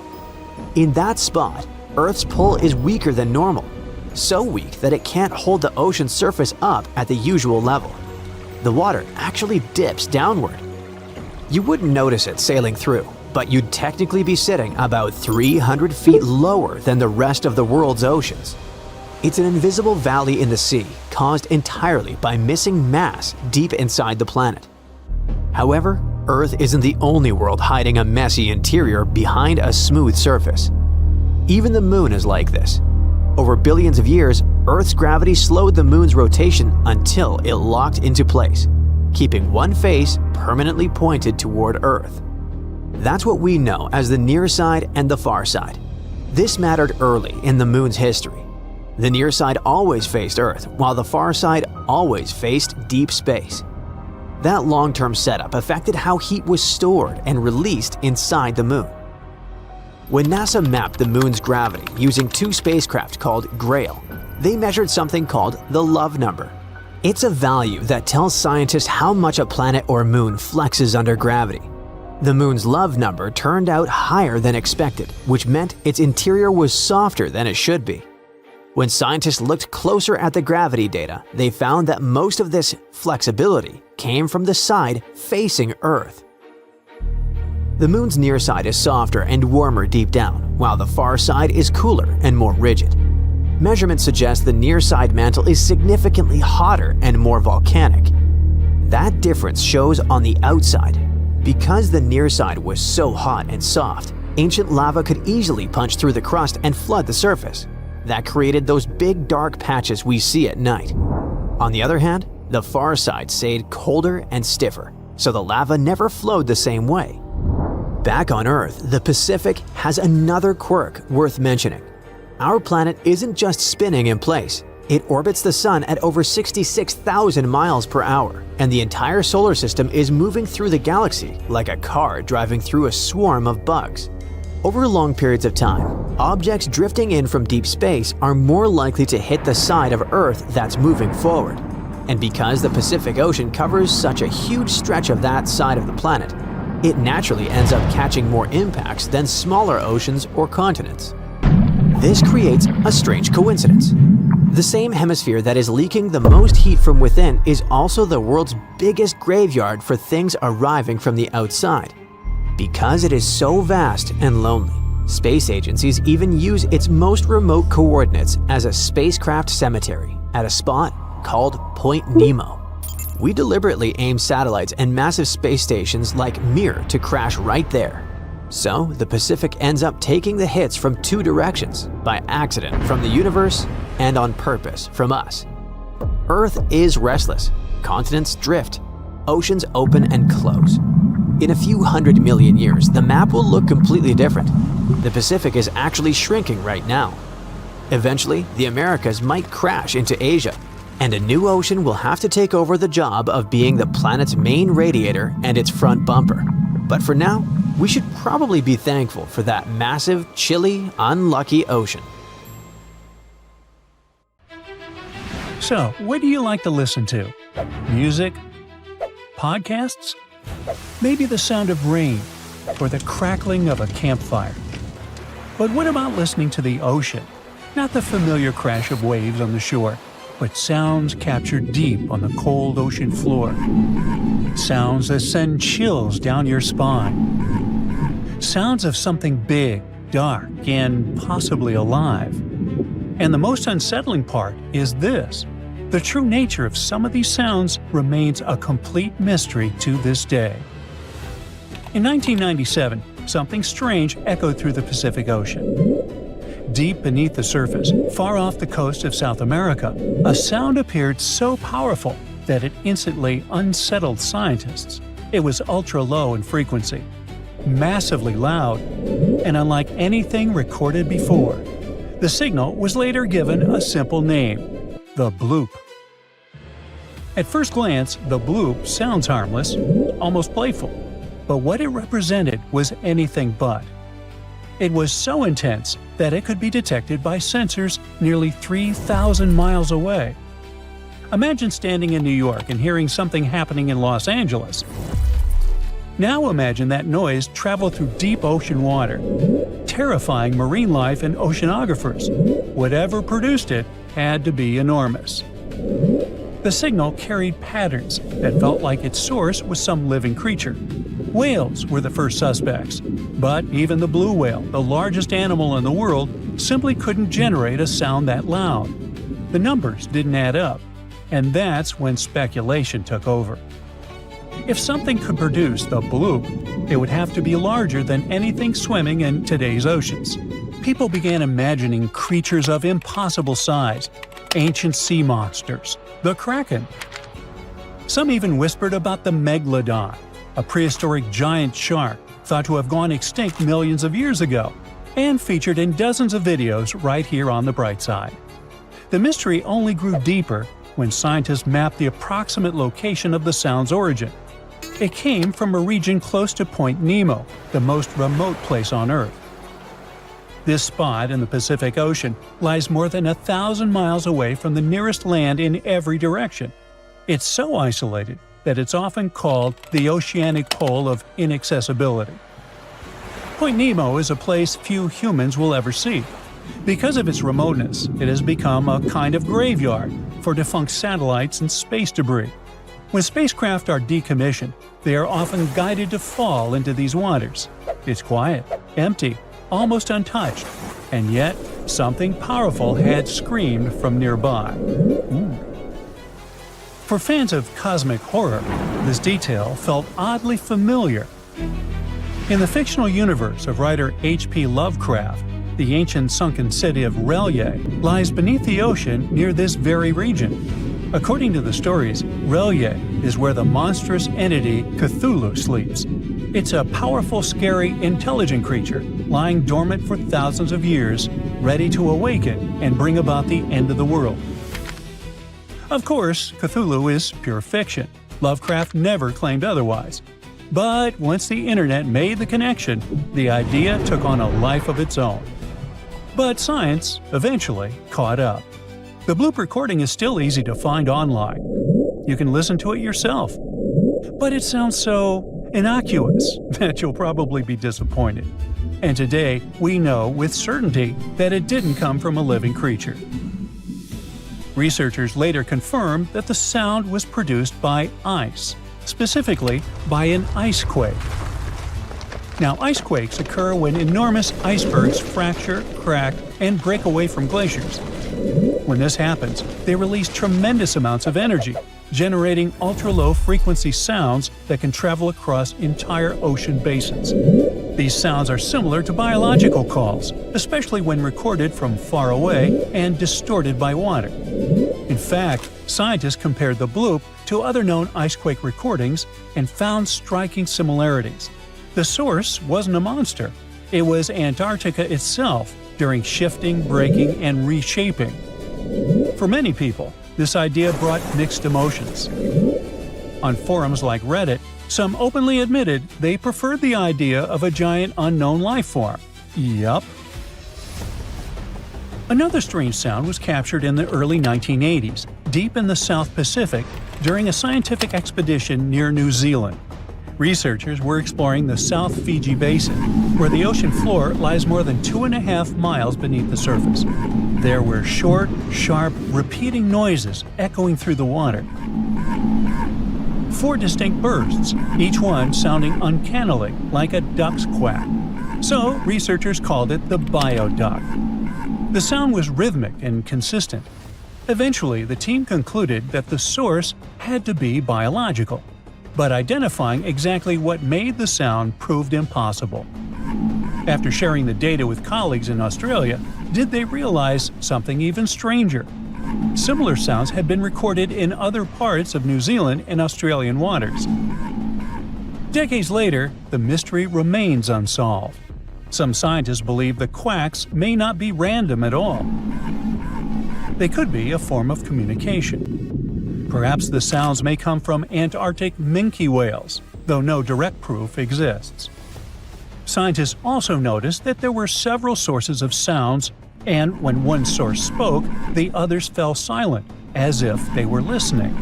It may have been a conversation echoing through the deep, in a language we still don't understand. Imagine a terrifying alarm blaring inside a secret laboratory, announcing that a monster from another planet has broken free. It's an ugly sound, loud, piercing, and oppressive, the kind that makes your skin crawl. In August of 1991, scientists recorded something eerily similar. Not in a lab, but deep beneath the Pacific Ocean. Across vast areas of the ocean, a strange, repeating signal began to appear at different times. It consisted of narrow, rising tones that lasted several seconds each. Researchers named this sound upsweep. It's detected most often during the spring and fall, leading scientists to believe it may be connected to seasonal environmental changes or changes in the source itself. But what exactly was producing it? No one knows for sure. The only thing scientists can say with confidence is that upsweep appeared near areas of suspected volcanic activity. But if this sound is natural, why does it seem so precise, so consistent? It almost feels artificial, as if a secret underwater facility is periodically broadcasting a distress signal from the depths of the ocean. Since its discovery in 1991, the upsweep signal has gradually weakened, making it one of the strangest and most unexplained phenomena ever recorded beneath the ocean. Now, there's another mysterious sound known simply as slow down. True to its name, this signal steadily decreases in frequency over 7 minutes before fading into complete silence. It was recorded in May 1997 on a hydrophone array located in the eastern equatorial Pacific Ocean. At first, slow down doesn't seem especially loud. But here's the chilling part. It was picked up by 3 separate sensors placed nearly 3,100 miles apart. Imagine how deafening and terrifying it was near the source itself. So, what caused it? The most widely accepted theory suggests that a massive drifting iceberg slowly came to a stop and ran aground. The idea is surprisingly plausible. A colossal block of ice is scraping along the seafloor, grinding forward until it finally halts. The location supports this theory as well, since the sound originated near shallow waters and small islands. Because of this, many scientists classify slow down alongside the bloop as a cryogenic noise caused by ice. Still, it remains just a theory. Officially, the sound has never been identified. And there's yet another eerie recording from the ocean. This one sounds like a moan, but scientists named it whistle. Go figure. It was recorded in 1997 and gives the unsettling impression that something enormous is sitting on the ocean floor and whistling. Researchers believe that something could be an underwater volcano. When they compared the whistle signal to previously recorded volcanic sounds from the Eastern Pacific, they found them very similar to each other. Most likely, all these sounds are of a natural source, volcanic eruption or iceberg collision. But it's still pretty scary to hear something like this while driving. It would be especially unpleasant